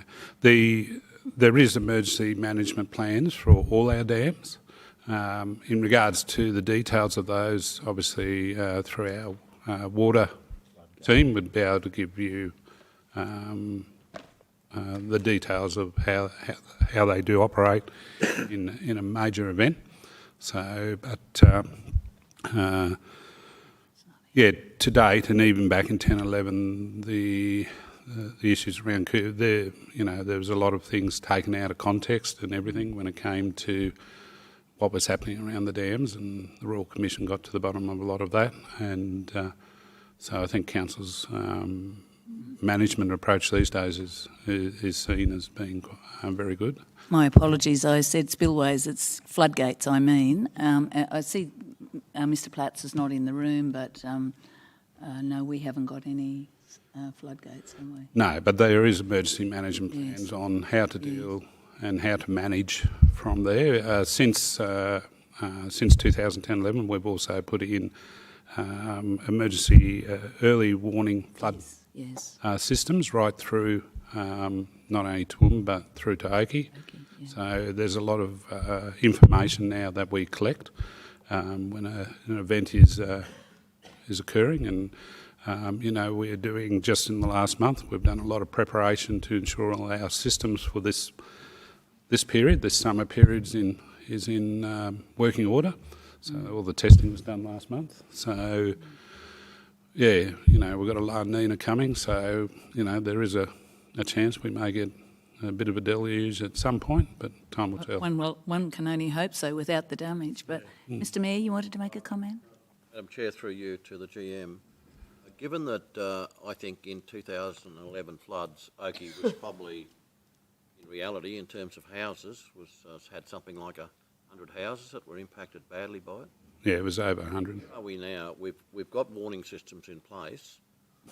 Any lesser plans that may help with some of those houses? Naturally, our planning scheme has responded due to the flood mapping.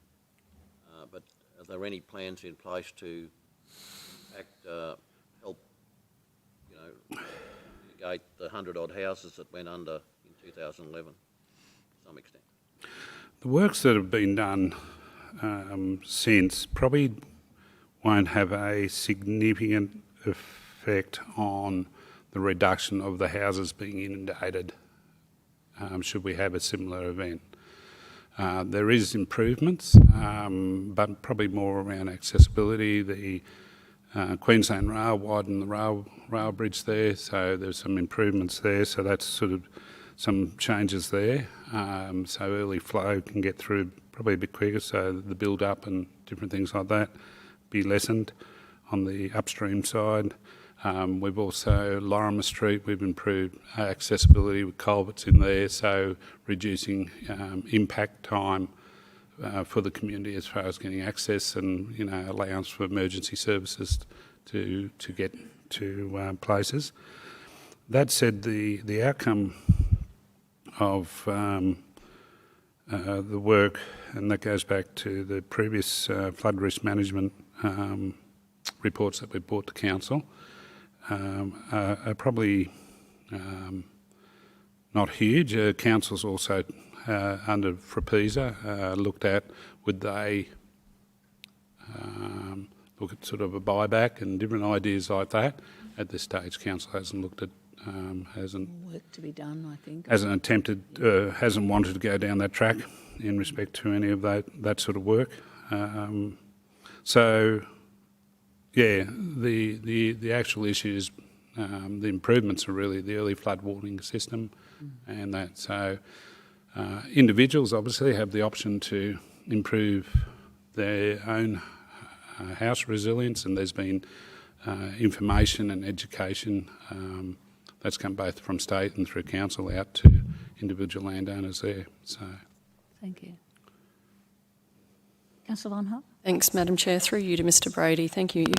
I refer to the first page of the report and the final paragraph, which states, the study has demonstrated that while a diversion channel could be technically feasible and would protect the majority of the 200 properties shown by the latest modelling to be flood affected without mitigation in Oakey, the capital cost is significant with a low cost benefit, and hence giving any further consideration to this proposal is not supported.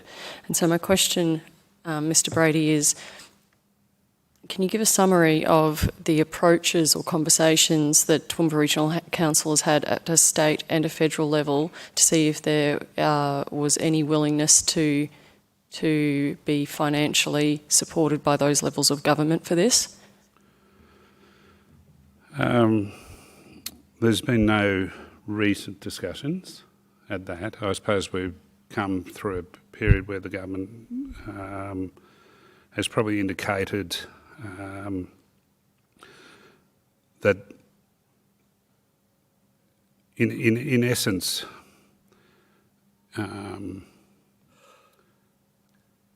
the government's looking for a value for money cost benefit outcome as well.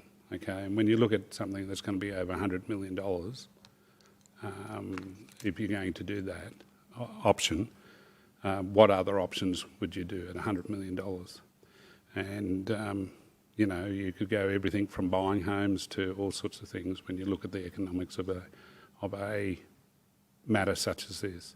So the government sort of is looking for a value for money. The benefit cost is less than 0.24, and that's without even putting in land acquisition costs and any other compensation costs, so that would even bring it down lower.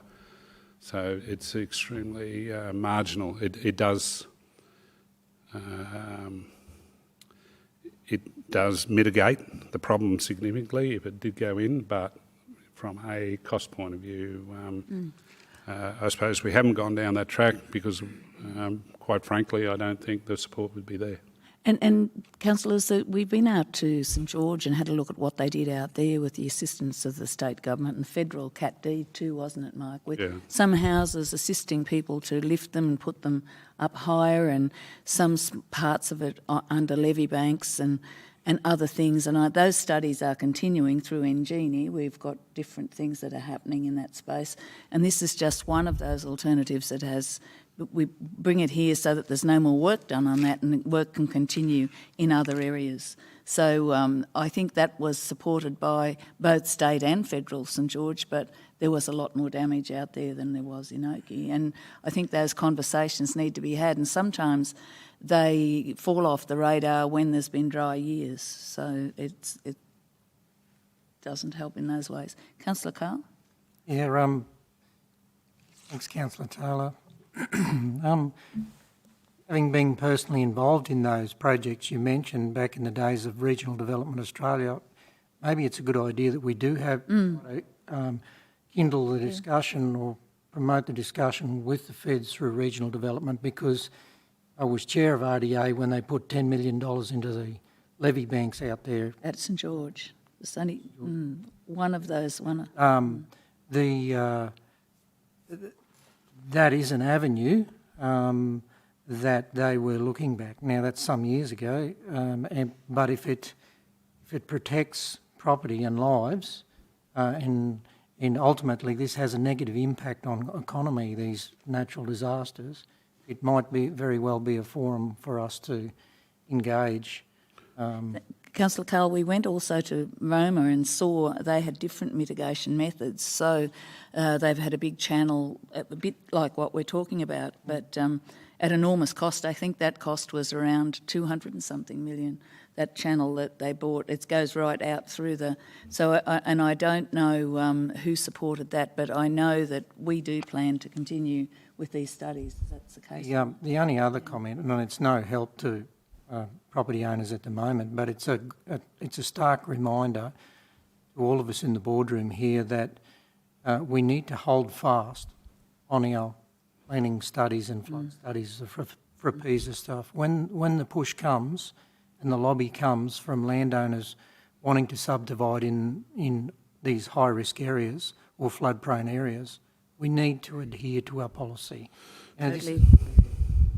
Where collectively, not just this regional council, but others right across the state, where it becomes untenable and actually, in fact, unsustainable, replacing property and public infrastructure each time there's a natural disaster. And it's not only, we will be facing these same disasters with bushfire in the near future. So it is a reminder, and it's no consolation to people now, but let's be part of a legacy that helps turn the tide rather than add to the problem. I totally agree with you, and the floods, as we know, if you look back at Toomba's chronology and the district's chronology, is about every 10 to 13 years. So certainly they're there. Can I Just, Sorry, Councillor O'Shea. Councillor O'Shea. I was just going to mention, I think if you haven't had a chance to look at the attached report there, which went to Council last August, councillors, that really, be it Crow's Nest, Cooya, John Darien, McLagan, Quinalo, Yarraman and Oakey, councils basically said use these FRMPs to continue the basis of developing enhanced disaster management preparedness and capability and further investigation of potential mitigation measures. And then the report indicated what they could be, and obviously the Oakey one there talking about the channel. So council at this stage has been probably focused on through these reports non-capital but limited capital investment things, and to put our how can we do our emergency management better, how can we support, as Councillor Carr was just saying, through our town planning schemes, how we can mitigate it not only for now but into the future. Those sorts of things has been the key request of council at this stage. Frappies had talked about the voluntary purchase and those sorts of things of houses. However, these are not supported in the context of council's planning scheme controls at this point in time. So, council does have obviously the right to change its mind over time. It was so wishes, be it looking at different policy elements. But I think the previous report and the information provided, the other attachment 2, talked about other capital options for Oakey. We've looked at the feasibility around those even I should say the mitigation outcomes out of those, even in the early work that we've done is very limited. It talks about the bridge. At this stage, they say if you widen the bridge, the water gets away quicker and reduces the northern side upstream impacts, which it does, but it increases the southern downstream impacts.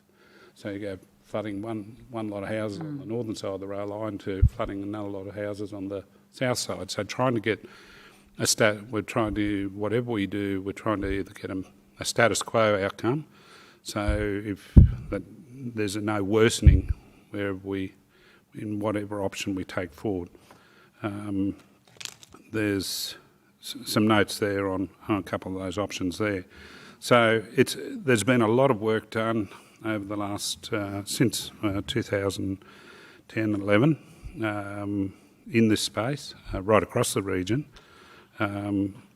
If we can find something that gives actual benefit at a value for money outcome for the community and for the community of Toowoomba region, it's obviously something we continue to look forward to. There's a couple of other ones there for a couple of the other towns that we're doing a bit of work on at the moment, which are looking a little bit more promising. Okay, thank you, Mr. Brody. Councillor O'Shea and then Councillor... Yeah, thank you, Madam Chair. My question probably is around what's the next step, or is there a next step in terms of our communication of this to that community? The reason I raise that is that what we do, we letterbox drop 400 odd people. We've had these sort of meetings here, so there's a heightened awareness, I suppose, of the council's looking at something here. We've done a feasibility study, and it's an extension of the point that Councillor McDonald made earlier, just in terms of that. It appears when you read this sort of report, obviously this is what was looked at. It's council's come to the conclusion that there is no cost benefit to the community to do it, and that's sort of the end of the section. Do you know what I mean? So my concern is around the expectations that will be in this community. Is that we've letterbox dropped all of these to say we're looking into this. We've looked into it. We found out that feasibly this would be a technically feasible. And then if I'm a resident and I haven't heard anything, and I read this report or something like that, and all it sort of comes down to is that the capital cost is significant with a low cost benefit. If I'm sitting there right now, I'm thinking, well, the benefit to that obviously is 200 properties. So I'm just worried, what is our next step, or is there a next step in terms of how we communicate with this community and these sort of people about what actually is happening, what further steps are being taken, whilst this is viewed as not a cost, something that obviously can happen. Is there, how are we handling that? How are we speaking to that community? Because I think that's an important factor. Yeah, it's a good point, Councillor O'Shea. I suppose the dialogue with the Oakey community has been one that's sort of been, when it comes to flood mitigation, one that's been ongoing, as you would be aware, since the early days, 2011, and there's been different stages along that. From here would be basically a letter back stating where we've got to in respect to this option, and probably restating what Council's previous position has been in respect to Oakey, which is really the emergency preparedness elements that I mentioned earlier, and just reiterating those. So that's been Council's position in respect to Oakey, so that's what we communicate back. So there's, as far as any physical infrastructure or new ideas at this stage, it's probably there are probably none there right at this moment in time that we'll be investing into, other than keeping the emergency management elements and warning systems up to speed. Thank you. Thanks, Mr. Brody. Right with that, Councillor Shine. Councillor Shine. Thanks, Chair. I note under consultation undertaken on page 5 of the report, it refers, for example, to feedback about cleaning out Emu Creek at Crow's Nest, but it also says there was no feedback from the other communities apart from Kuya, Crow's Nest, John Derrian, and Oakey, I presume. I'm just wondering about Yarraman. I'm sure it's been raised with me in the past by residents up there, difficulties in relation to, or controversy in relation to, whether the creek that goes through Yarraman should be cleaned out time to time. But you can confirm that that's accurate. There was absolutely no feedback at all. At that point in time, look, when we did do Yarraman, there was again in developing the options for Yarraman, cleaning out the creek, and looking at that option was looked at in very seriously as an option. The outcome of that, to what I remember, was that the actual flood mitigation benefits were quite minimal. There was obviously some, but the environmental impact was significant, very highly significant. It's to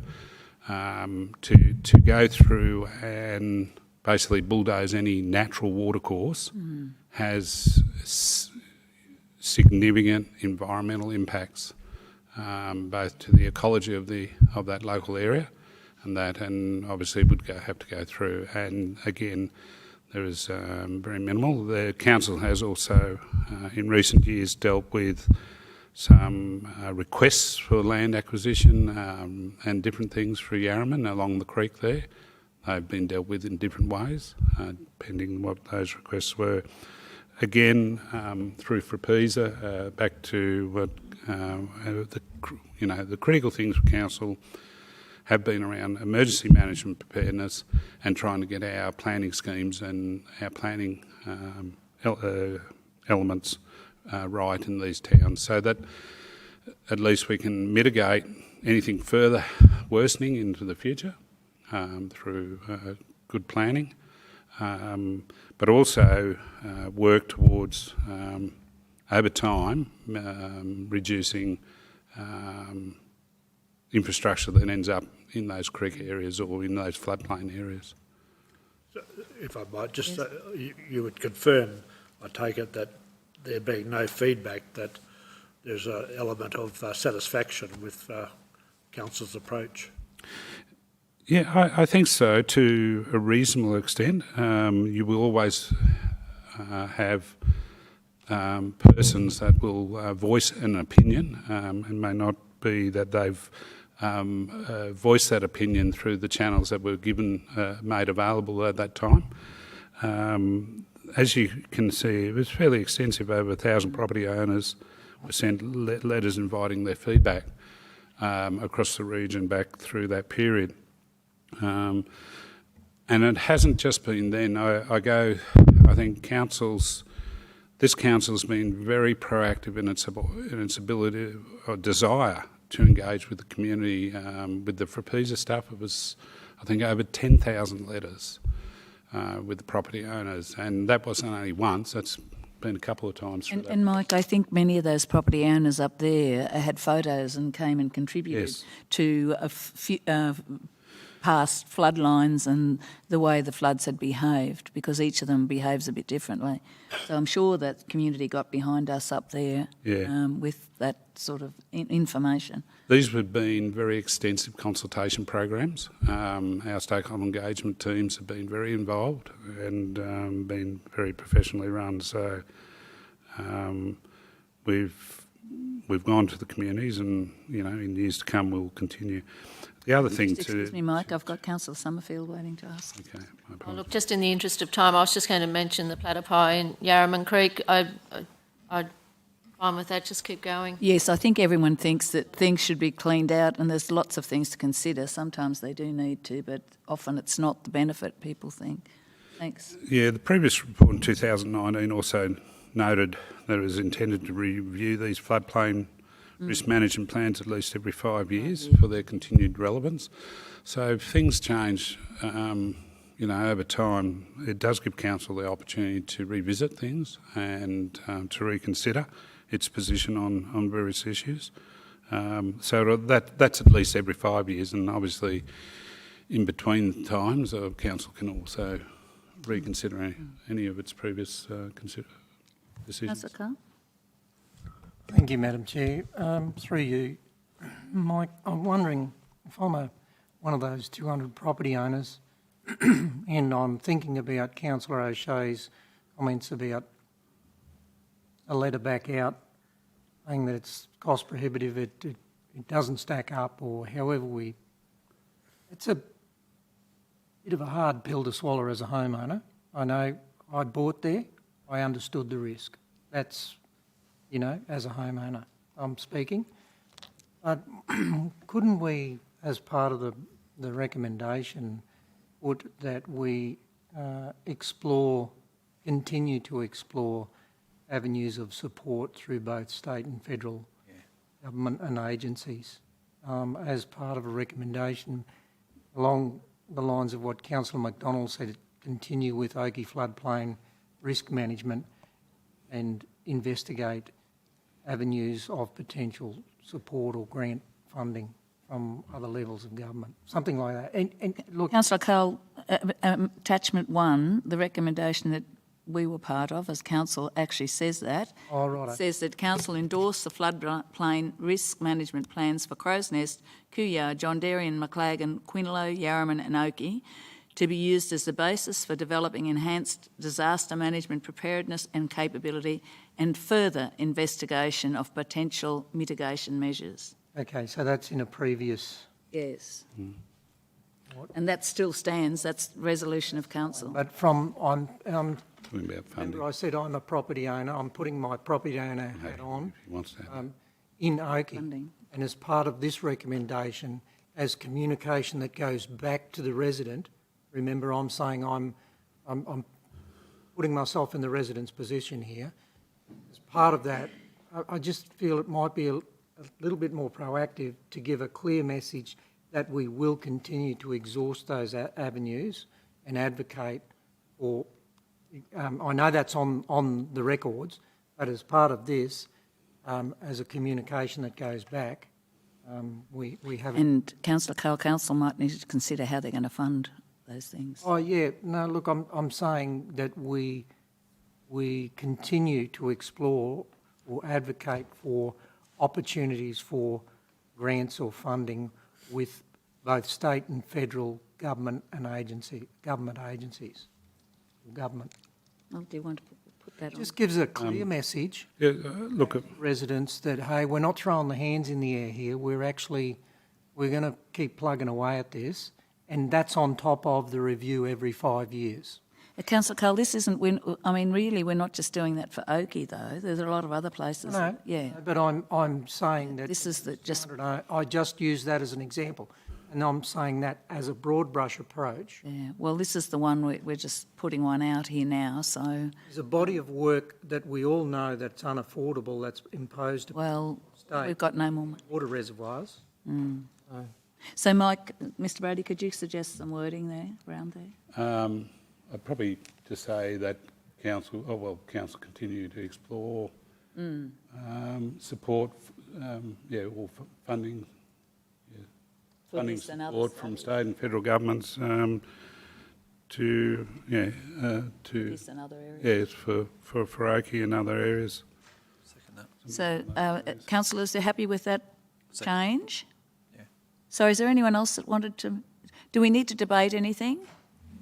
Does anyone else want to add or look at that recommendation? Are you happy with that the way it is? Mr. Mayor? Oh, look, I just wanted to say that the work that's been done post the 2000 Oh, it's tremendous. the studies we've done, the preparedness we have now, we didn't have back then. Mm. We're in a very, very different space. There's more work to do, we know that. But, look, I would just, congratulate all the staff for the work that they've Well, done. Mapping and the information that's coming our way help us make a better judgment in the future. and years of it, and the community's supported us in that as well and come on board. Nationally recognised. Absolutely, yeah. So, councillors, are you happy with that change up there? Because we're not abandoning anyone. We will continue to go forward with what we can, and if we get funding from, if there's anything in particular that we investigations still happen. We did have Ingenie and they had all these options, and some of those are still live. So it's just that what we're doing is just putting this particular option to bed because it doesn't present value for money. Do we need to? Does anyone want to debate? Anyone want to move that the way it is, Councillor Carl? You happy with that recommendation the way it reads? Okay. Seconded the Mayor. Is there any need for debate? Thank you. If not, I'll ask for a show of hands and those in favour? Thank you. And thank you very much, Mr. Brady, and thank you, Rodney, for being here. And I know, as the Mayor says, echo those comments. We're all very supportive of anything we can do to help areas of our community that suffer the impacts of flood, and unfortunately, we can't be all things to all people, but we'll continue to try to find the right solution and the right mitigation for those areas. That concludes the Infrastructure Committee meeting for October. Thank you very much, and I now ask Planning to return. Thank you.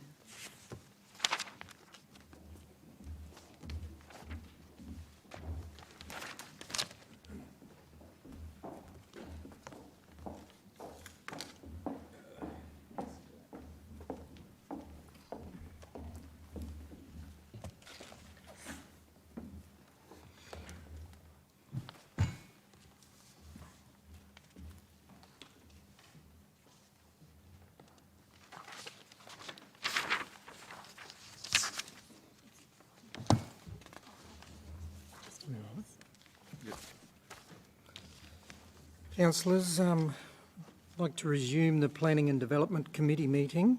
The time is 11:23. We need to go into closed session. So could I have Councillor Rebecca, Councillor Tim, seconded? Those in favour? It's carried.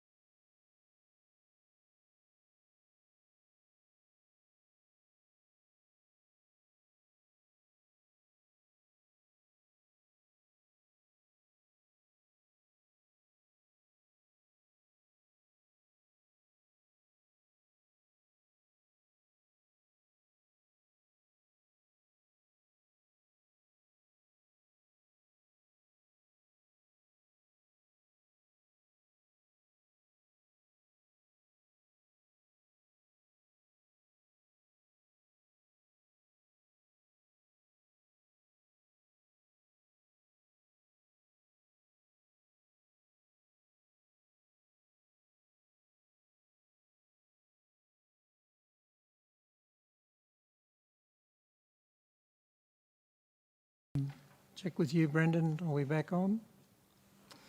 Welcome back. We're come out of confidential and we're considering item 10, Development Services Planning and Environment Court Appeals Compensation Claims, September 2020.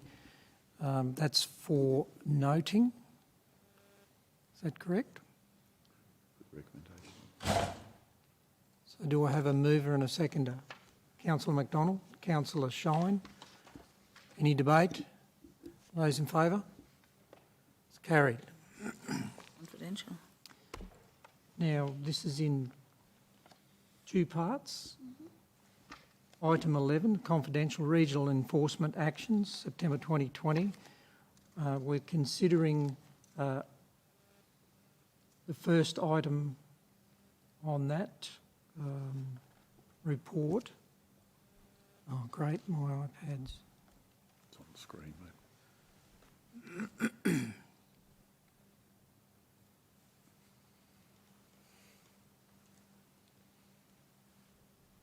Councillor McDonald, do you wish? Mr Chair, yeah, just as per previous, and in fact in item number 2 on the agenda today, I have a prescribed declared conflict of interest, a prescribed conflict of interest to declare in item 1, schedule 1 of the matter. I need to remove myself from the room for the vote.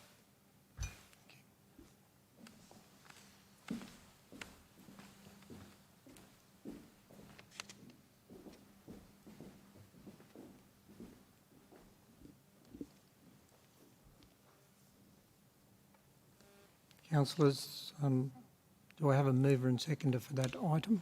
Councillor Von Hoff, Councillor Summerfield. Those in favour? Sorry, I didn't ask. No. Have debate on confidential. Yeah. Well, we can go back into confidential, but anyway. Can someone get Councillor McDonald, please? Did he go around the corner here? Oh.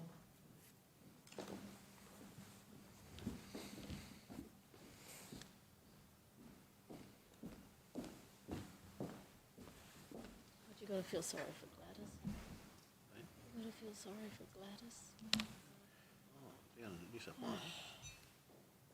So for the remainder of that report, the exception of item 1, is before you, councillors. Do I have a mover and seconder for that? Councillor Summerfield? Councillor O'Shea? Those in favour? That's carried. That concludes the Planning and Development Committee meeting for today and concludes the committee meetings. Thank you very much for your attendance.